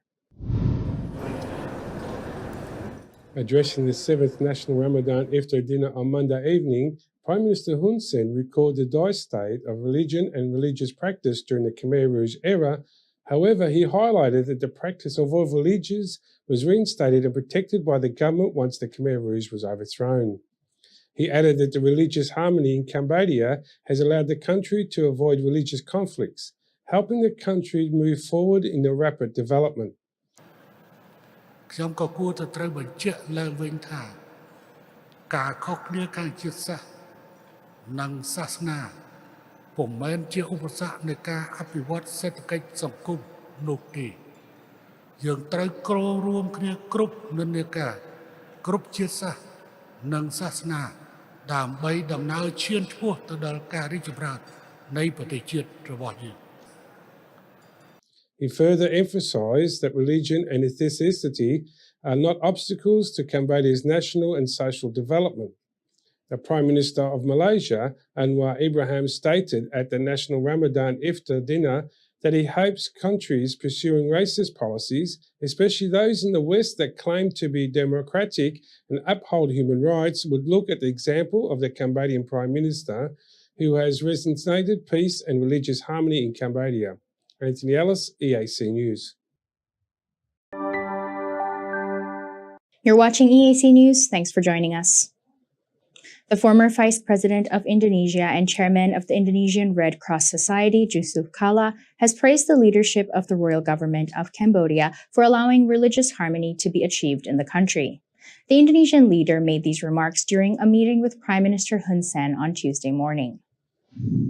Jusuf Kalla, who is also the chairman of the centrist Asia Pacific Democrats International and the chairman of the Indonesian Mosque Council, shared that he brought more than 100 Muslims to Cambodia to attend the National Ramadan Iftar dinner, and what he has so far observed is that there is strong religious harmony and solidarity in the country. In response, Prime Minister Hun Sen shared that Cambodia holds a national Ramadan Iftar ceremony every year and further stressed that all religions in Cambodia are harmonious, whether concerning Buddhism, Christianity, or Islam, for example. Speaking at the dinner ceremony on Monday night, Prime Minister Hun Sen said that all races and religions in Cambodia must unite to help the nation grow. He stressed that religious and ethnic differences are not an obstacle to development in Cambodia. The Prime Minister of Malaysia, Anwar bin Ibrahim, has also praised the religious harmony in Cambodia and has said that he hopes countries currently pursuing racist policies, especially those in the West that claim to be democracies that uphold human rights, follow the example of Prime Minister Hun Sen, who has helped reinstate peace and religious harmony in Cambodia following many years of war. You're watching EAC News. Thanks for joining us. The Deputy Commander-in-Chief of the Royal Cambodian Armed Forces and Commander of the Army, General Hun Manet, has instructed the authorities that if they see someone using his name and photo to commit a crime, they do not need his permission to arrest that person. EAC News reporter Kristen Winters has more.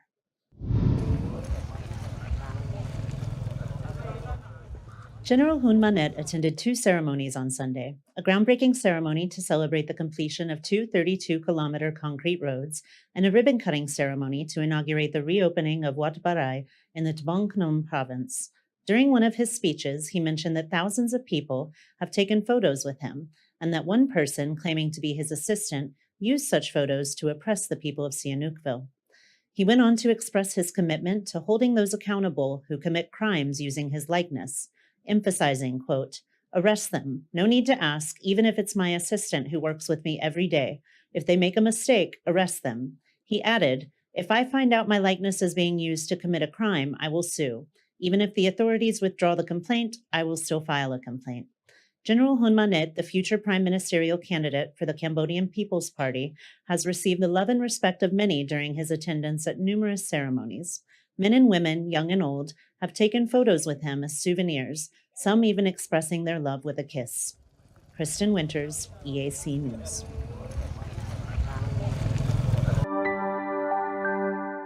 You're watching EAC News. Thanks for joining us.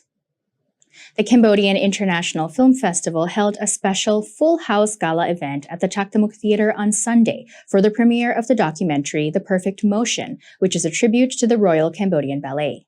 The premiere was attended by hundreds of distinguished guests, including the main guest of honor, King Norodom Sihamoni. EAC News reporter Anthony Ellis has the story.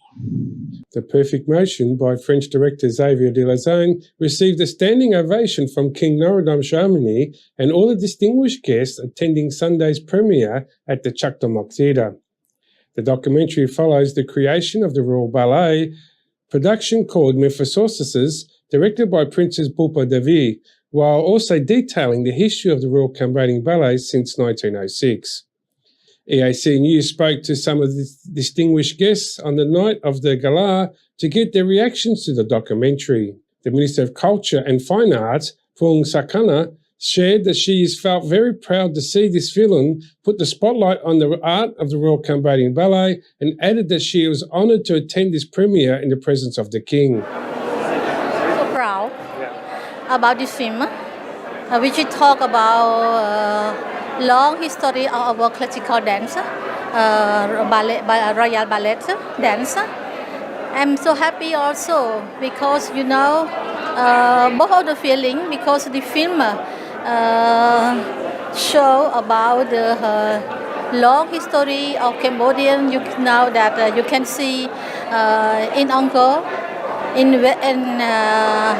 many temples, the dance of Khmer in Khmer Empire, but this is transferred until now for our Cambodian young generation, so that the history, the film like history, that the dancer pass through the brightness time and also the darkness time. But what the Cambodian people, the young generation can protect, can preserve, it is the proud of Cambodian. And at the same time, I'm so happy, so honored to be here, because the premiere has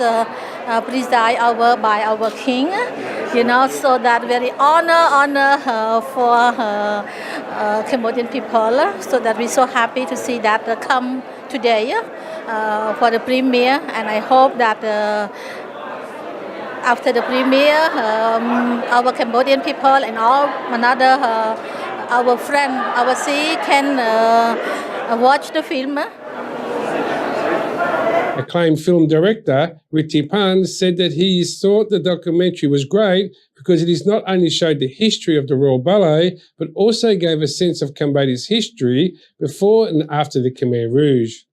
He said he believes this documentary will help show the new generation of Cambodians where they come from.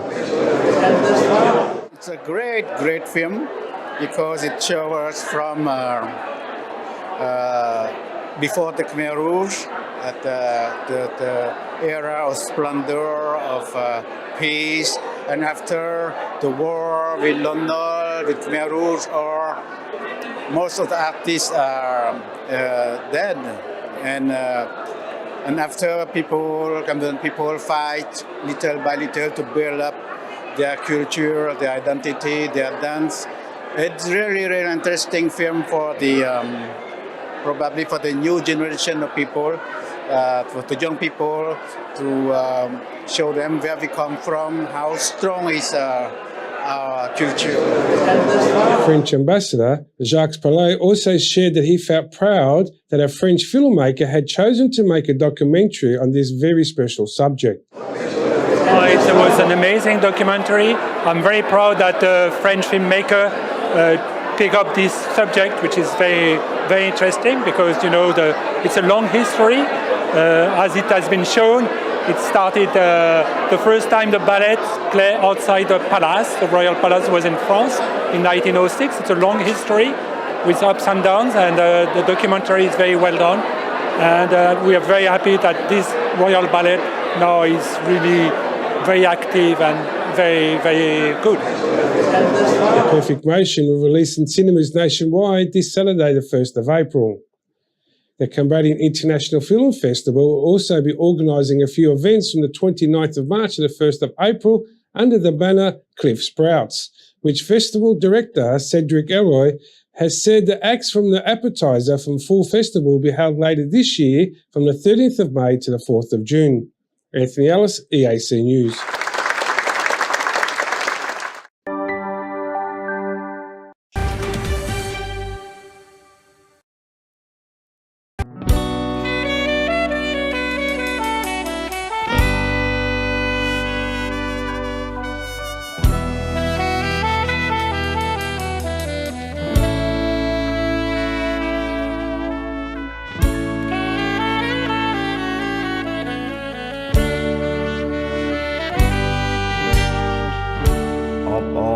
សាទរបបរជោគជ័យឡើងដំណែងថ្មីលើបច្ចុប្បន្នឧត្តមស្នេហ៍អាចបបលឺលន់ជាមេបញ្ជាការកងទ័ពជើងគោកពិតបុត្រាដែលជោស្នាដៃឧត្តមគឺអាចឧត្តមហ៊ុនម៉ាណិតអនុវត្តបញ្ជាស្មោះជាតិពិតស្រឡាញ់គោរពអាណិតចេញពីទឹកចិត្តជាកូនខ្មែរស័ក្តិសមម្លេះទេនឹងមុខតំណែងបនថែមពិតជាម៉ូតតកាំងក្រៃលែងទុកចិត្តលែងចំបែងមុខតំណែងជួយដល់រាជការយើងសូមជូនពរជ័យក្នុងនាមកូនខ្មែរបន្តរួមថែមរតកណាជោសុខសន្តិភាពជោគជ័យបវរដែលខ្មែរទូទាំងលោករីករាយស្មោះសរគាំទ្រជានិច្ច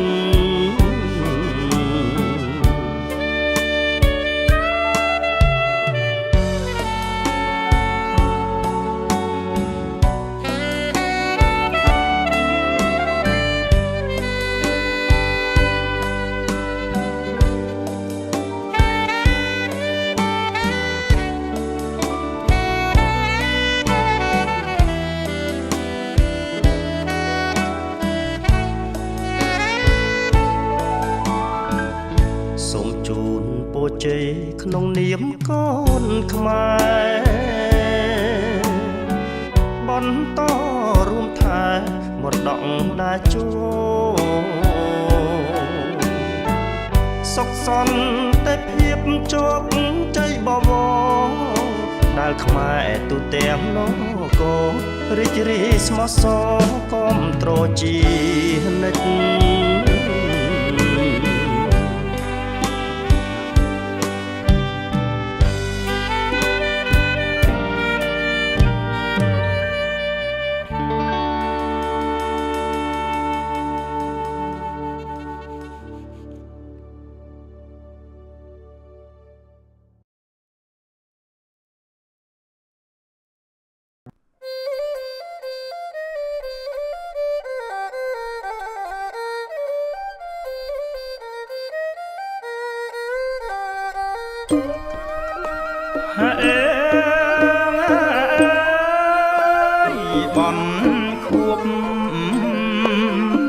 បនខួបម៉ា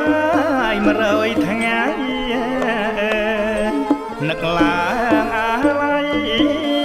អូនឃ្លាតណាយទៅឆ្ងាយឃ្លាតលែងត្រឡប់មកមកហាសោកស្ដាយធ្លាប់រួមមកផ្ទៃម្ដាយធ្លាប់រួមផ្ទៃម្ដាយស្រណោះកន្លងស្រណោះហើយកន្លង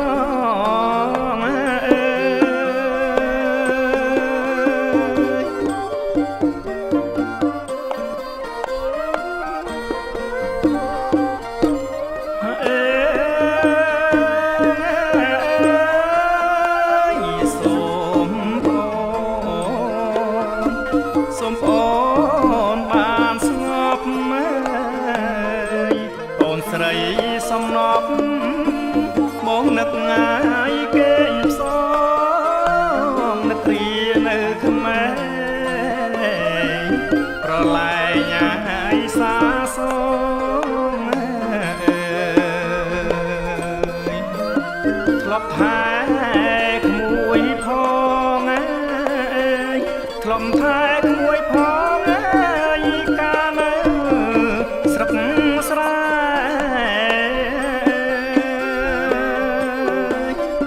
កាលនៅស្រុកស្រែ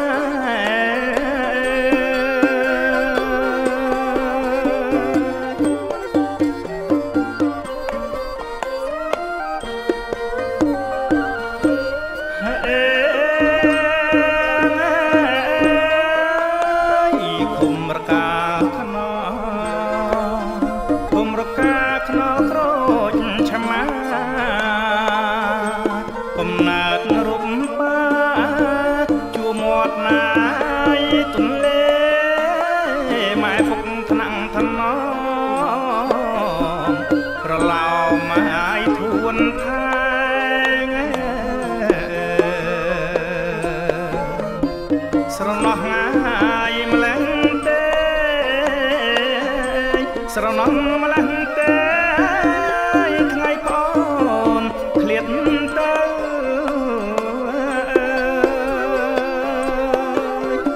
ថ្ងៃប្អូនឃ្លាតទៅ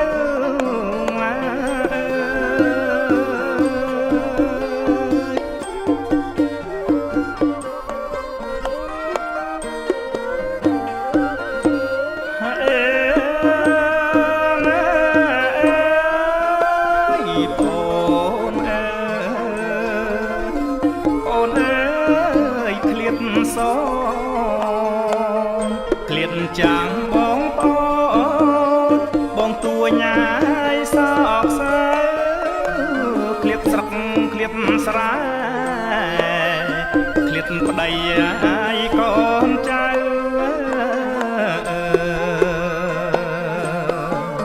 ព្រំលិខិតណាយដំរើព្រំលិខិតដំរើបងបើប្រត់ឆ្ងាយបងបើប្រត់ឆ្ងាយ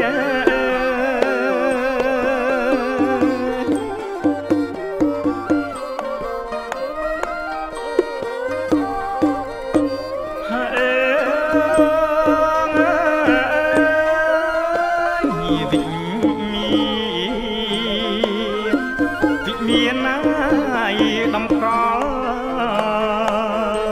អត់ទឹងមាំងខដល់ដួងអាយចិត្តកាយពោនបុនសុខាឃ្លាតទៅអាយតែកាយបើមានណាយជាតិក្រោយបើមានចិត្តក្រោយយើងជួបមកគ្នាទៀតណាយើងជួបមកគ្នាទៀតមក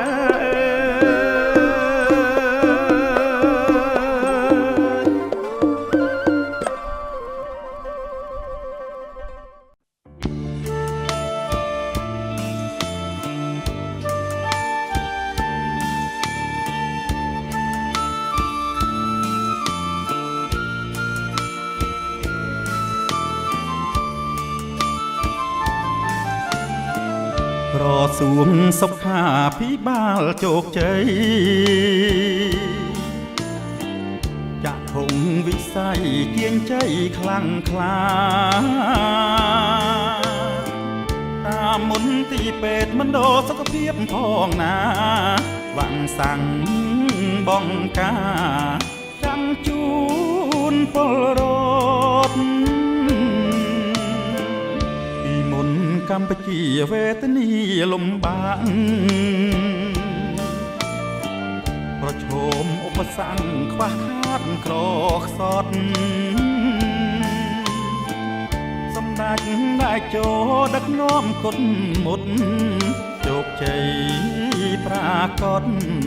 លទ្ធផលផ្លែផ្កា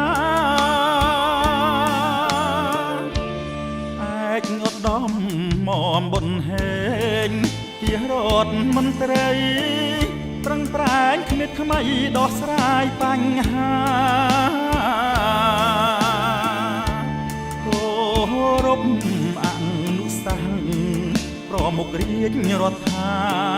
កុំចាត់ផងណាជំងឺឆ្លងនានា24មីនាទិវាកុំចាត់រោបេងប្រជាចាស់ក្មេងខ្សែមខ្សានគ្រប់គ្នាជំងឺរោបេងគ្មាននៅកម្ពុជាជ័យយោកម្ពុជាសាំងម៉ៃដែរចូល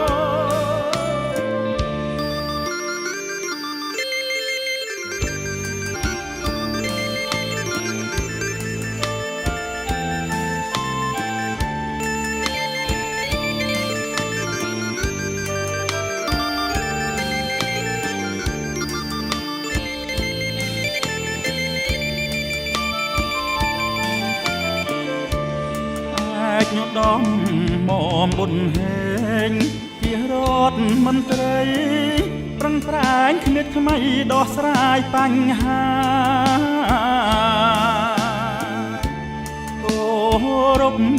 អនុសាសន៍ប្រមុខរាជរដ្ឋាកុំចាត់ផងណាជំងឺឆ្លងនានា24មីនាទិវាកុំចាត់រោបេង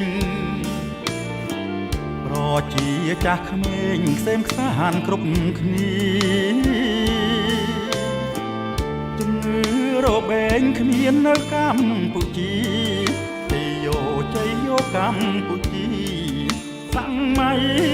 ដែរចូល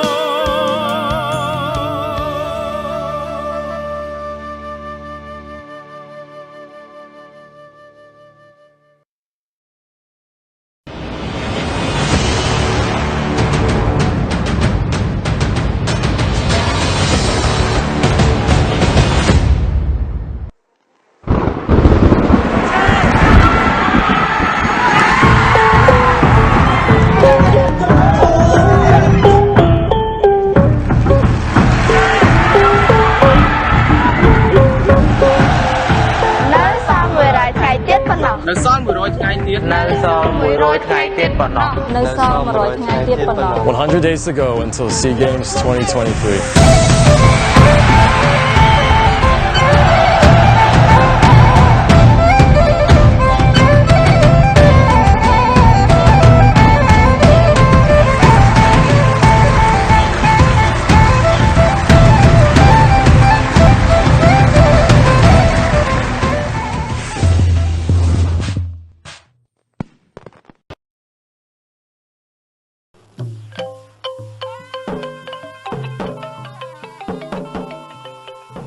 លោកតាជំនឿទូជួយឲ្យទូយកបានឆ្នាំដោយរាល់ឆ្នាំចឹងណាលោកតាហេតុអីមិនក៏ឆ្នាំនេះមិនឃើញមានទាខ្វៃឲ្យយើងជំងឺផ្ដាសាយបាក់សៃរៀបតបាតខ្លាំងណាស់គ្មានអ្នកណាគេហ៊ានថ្វាយមន្តទាទេលោកតាមានទៅបាក់អីការពារបានត្រឹមត្រូវទៅគ្មានគ្រោះថ្នាក់ទេបើអត់ទាខ្វៃយើងជួយមិនបានទេត្រូវការពាររបៀបណាទៅលោកតាមិនពិបាកទេត្រូវពាក់ម៉ាស់ឬយកក្រមាចងបិទនឹងច្រមុះមុននឹងប៉ះពាល់មន្តទារួចហើយស្រោះវានឹងទឹកក្តៅមុននឹងបាច់រោមប្រមូលរោមមន្ទីរនិងកាកសំណល់ផ្សេងទៀតយកទៅកប់ឬដុតចោលលាងសម្អាតដៃនិងរបស់របរប្រើប្រាស់ដូចជាចានកាំបិតដែលប្រើប្រាស់រួចជាមួយសាប៊ូឬផេះឲ្យបានស្អាតត្រឹមត្រូវចឹងបានពេញចិត្តយើងសូមជូនពរបងប្អូនប្រជាពលរដ្ឋខ្មែរទាំងអស់មានសុខភាពល្អក្នុងឱកាសបុណ្យអុំទូកអនាម័យស្អាតមិនខ្លាចឆ្លងផ្ដាសាយបាក់សៃ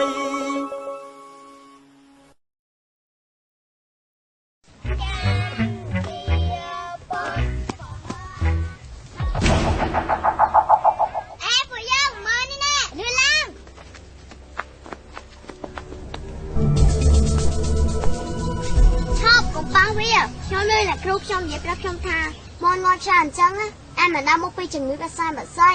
ពួកយើងក៏អាចឆ្លងមេរោគនេះបានដែរខ្ញុំយើងក៏ធ្វើមិនទៅ អូយកបញ្ញាទៅប្រាប់អ៊ំធៀមភូមិទៅអញ្ចឹងណាបើយើងឃើញមន្ទីរឈឺឬងាប់សូមកុំបរិភោគវាឲ្យសោះហើយត្រូវរាយការណ៍ជាបន្ទាន់ទៅដល់ពេទ្យសត្វគ្រូពេទ្យឬអាជ្ញាធរមូលដ្ឋានដើម្បីត្រួតពិនិត្យនិងតាមដានឬទូរស័ព្ទទៅលេខ012 833 795 012 214 907 012 488 981 012 836 868 ចូលរួមទាំងអស់គ្នាដើម្បីកម្ពុជាមានខ្សែបាតសៃ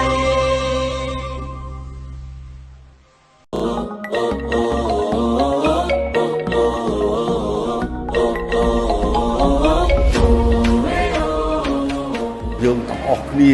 ចូលរួមសូមចូលរួមខ្ញុំចូលរួមខ្ញុំច្បាស់ជាចូលរួមខ្ញុំពិតជាចូលរួមខ្ញុំច្បាស់ជាចូលរួម ខ្ញុំច្បាស់ជាចូលរួម ខ្ញុំចូលរួម សូមអបអរសាទរ សូមអបអរសាទរ សូមអបអរសាទរ សូមអបអរសាទរ សូមអបអរសាទរ សូមអបអរសាទរ សូមអបអរសាទរ សូមអបអរសាទរអបអរសាទរកម្ពុជា អបអរសាទរកម្ពុជា សូមអបអរសាទរ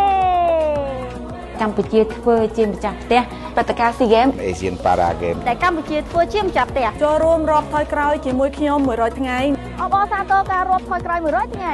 100ថ្ងៃ100ថ្ងៃវ៉ាវ100ថ្ងៃវ៉ាវ100ថ្ងៃវ៉ាវ100ថ្ងៃវ៉ាវ100ថ្ងៃវ៉ាវ100ថ្ងៃវ៉ាវ100ថ្ងៃវ៉ាវ100ថ្ងៃវ៉ាវ100ថ្ងៃ100ថ្ងៃ100ថ្ងៃ 100ថ្ងៃវ៉ាវព្រឹត្តិការណ៍100ថ្ងៃអត់មិនបាន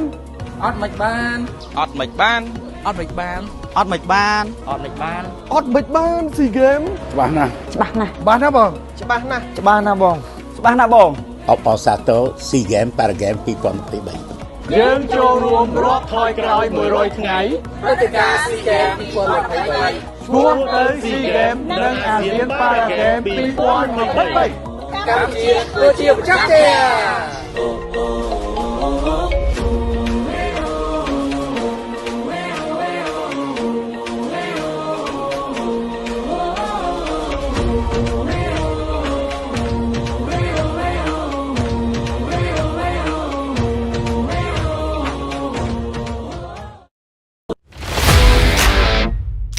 តើលោកអ្នកចិត្តរៀបអាពាហ៍ពិពាហ៍មែនទេ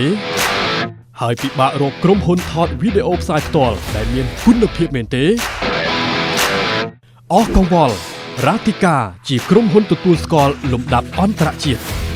លើសេវាកម្មថតផ្សាយផ្ទាល់គ្រប់កម្មវិធីកម្រិត 4K ដំបូងបង្អស់នៅកម្ពុជារ៉ាទីកាប្រើប្រាស់ឧបករណ៍ទំនើបម៉ាកល្បីធានាគុណភាពការផលិតតាមបច្ចេកវិទ្យាទាន់សម័យរ៉ាទីកានឹងជួយធ្វើឲ្យកម្មវិធីលោកអ្នកកាន់តែមានភាពអស្ចារ្យលោកអ្នកនឹងបានឃើញរាល់សកម្មភាពក្នុងពិធីទៅលើកញ្ចក់ទូរទស្សន៍ទំហំធំកម្រិត 4K និងការបញ្ចាំងលើផ្ទាំងក្រណាត់សព្រមទាំង LED ដែលមានរូបភាពច្បាស់ត្រជាក់ភ្នែកសូមអញ្ជើញកក់ពីឥឡូវនេះតាមរយៈលេខទូរស័ព្ទ012 823 848 017 838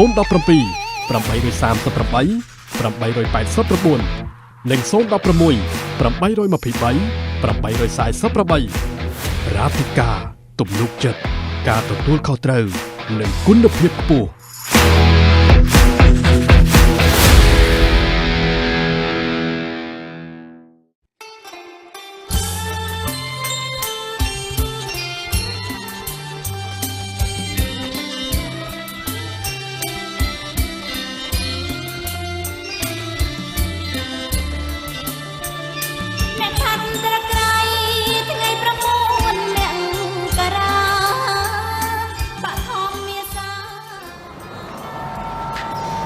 ផ្ដើមនាងខ្ញុំសច្ចនិកណាសូមលំអរកាយគោរពនឹងជំរាបសួរ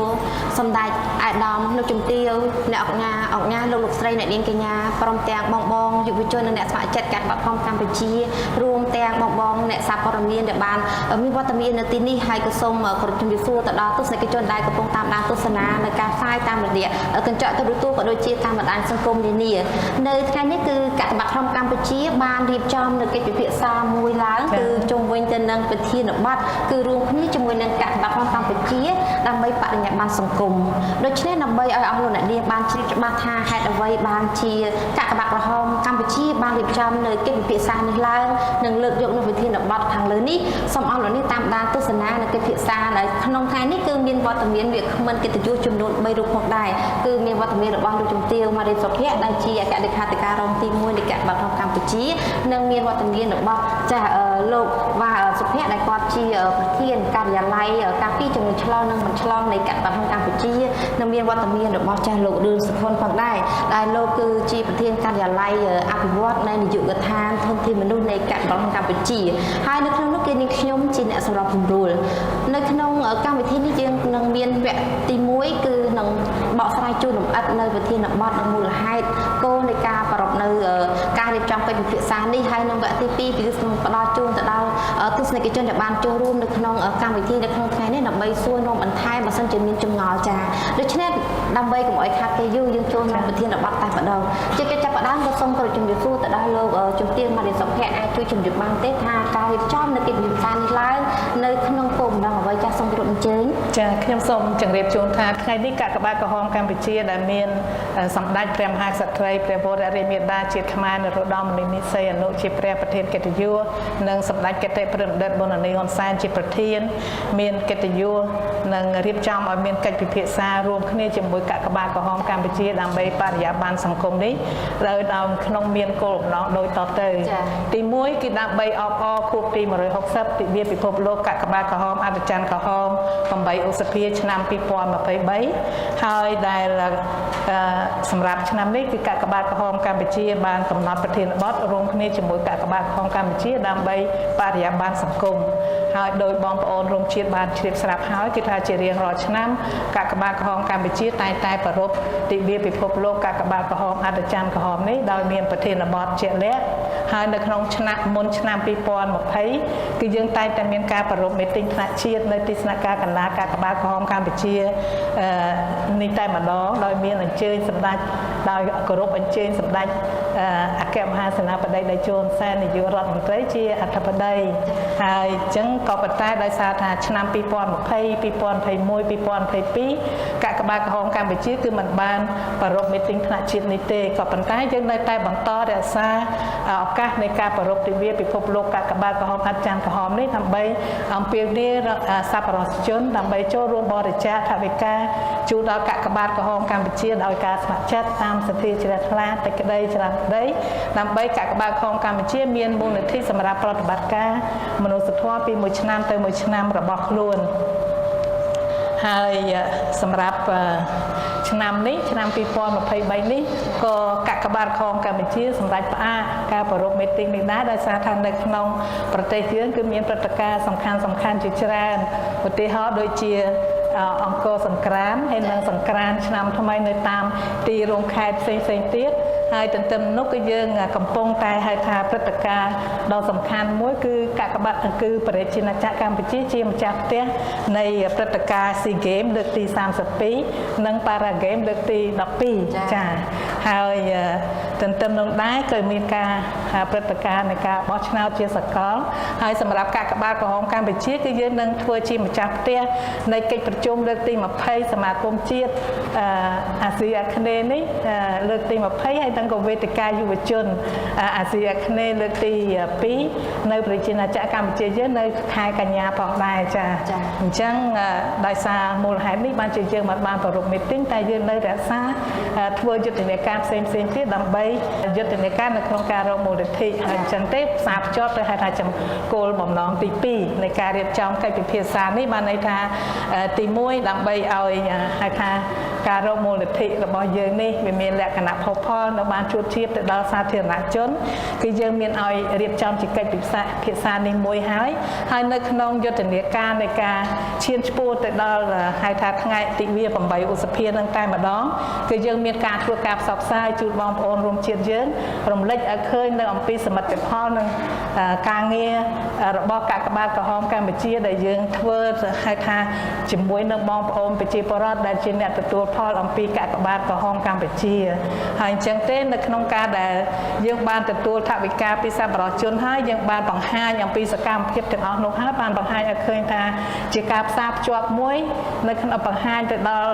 ជាពិសេសសប្បុរសជនលោកបានជ្រាបថាថវិកាដែលបានទទួលនឹងយកមកចាត់ចែងប្រើប្រាស់ទៅយ៉ាងទៅខាងណាខ្លះហើយទន្ទឹមនឹងដែរគឺយើងឃើញថាជាការផ្សារភ្ជាប់មួយនៅតំណែងតំណងរវាងទឹកចិត្តនិងក្តីស្រឡាញ់អំពីសប្បុរសជនជូនចំពោះប្រជាពលរដ្ឋងាយរងគ្រោះបំផុតទាំងឡាយហើយជាអ្នកទទួលផលអំពីកាកបាទក្រហមកម្ពុជា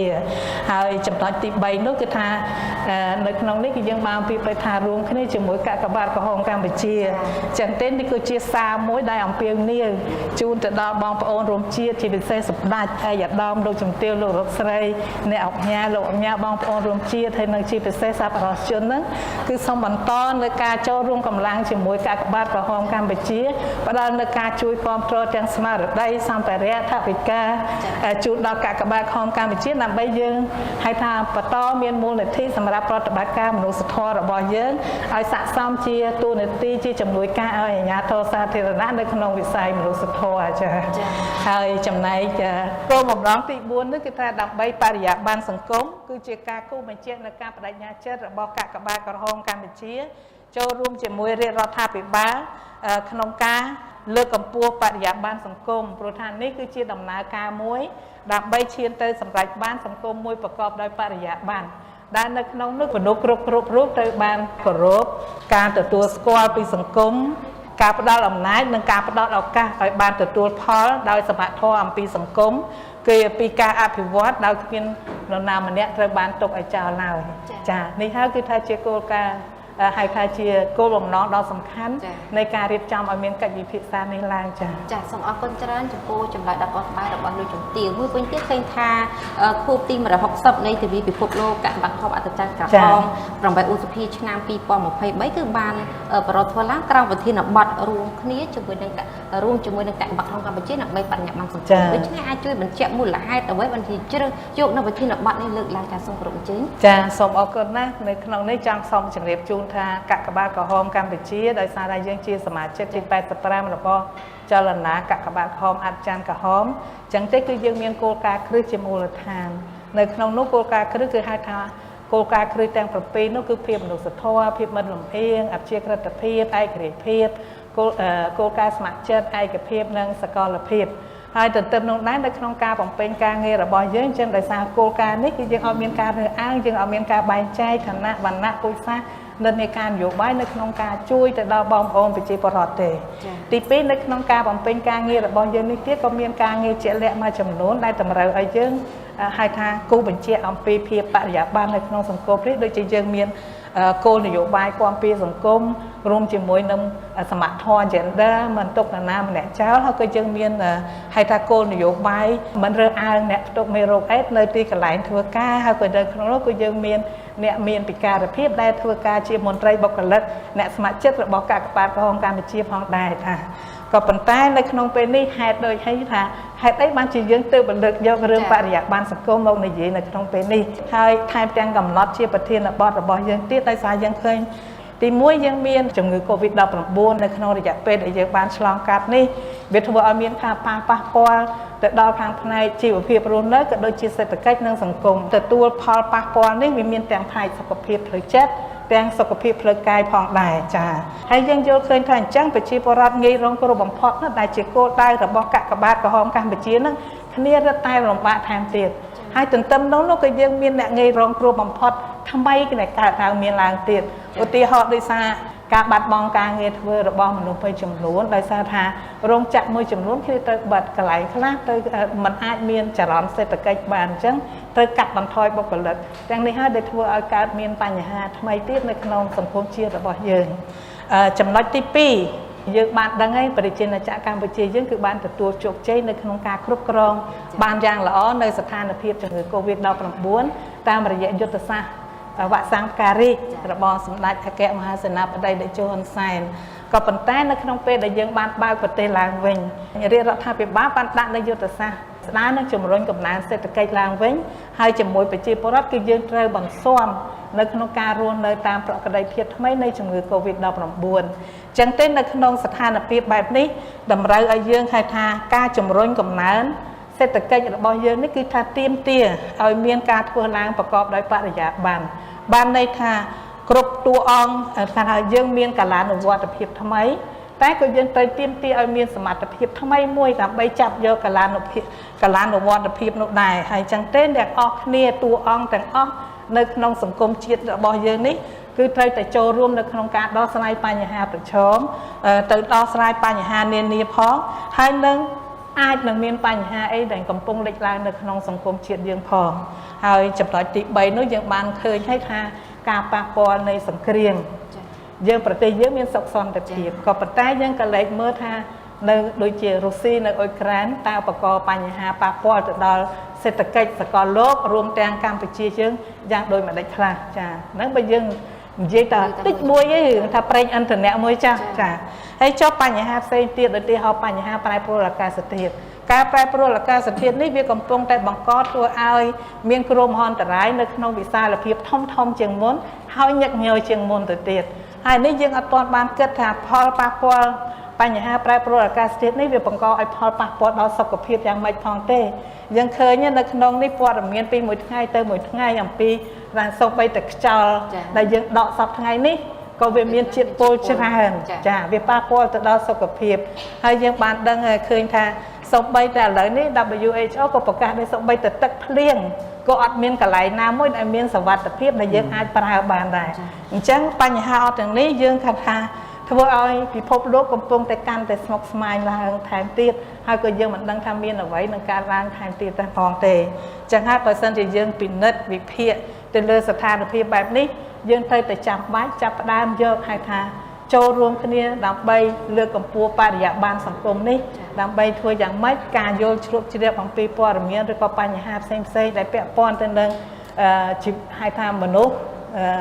ជាតិនៅលើភពផែនដីនេះគឺត្រូវតែមានការផ្សព្វផ្សាយនិងការចូលរួមអនុវត្តឲ្យបានទូលំទូលាយហើយនេះជាគោលបំណងនេះខ្ញុំចង់បញ្ជាក់ឡើងចា៎សូមអរគុណចំពោះលោកជំទាវដែលបានជម្រាបជូនលម្អិតជុំវិញទៅនឹងសំណួរទី2នេះ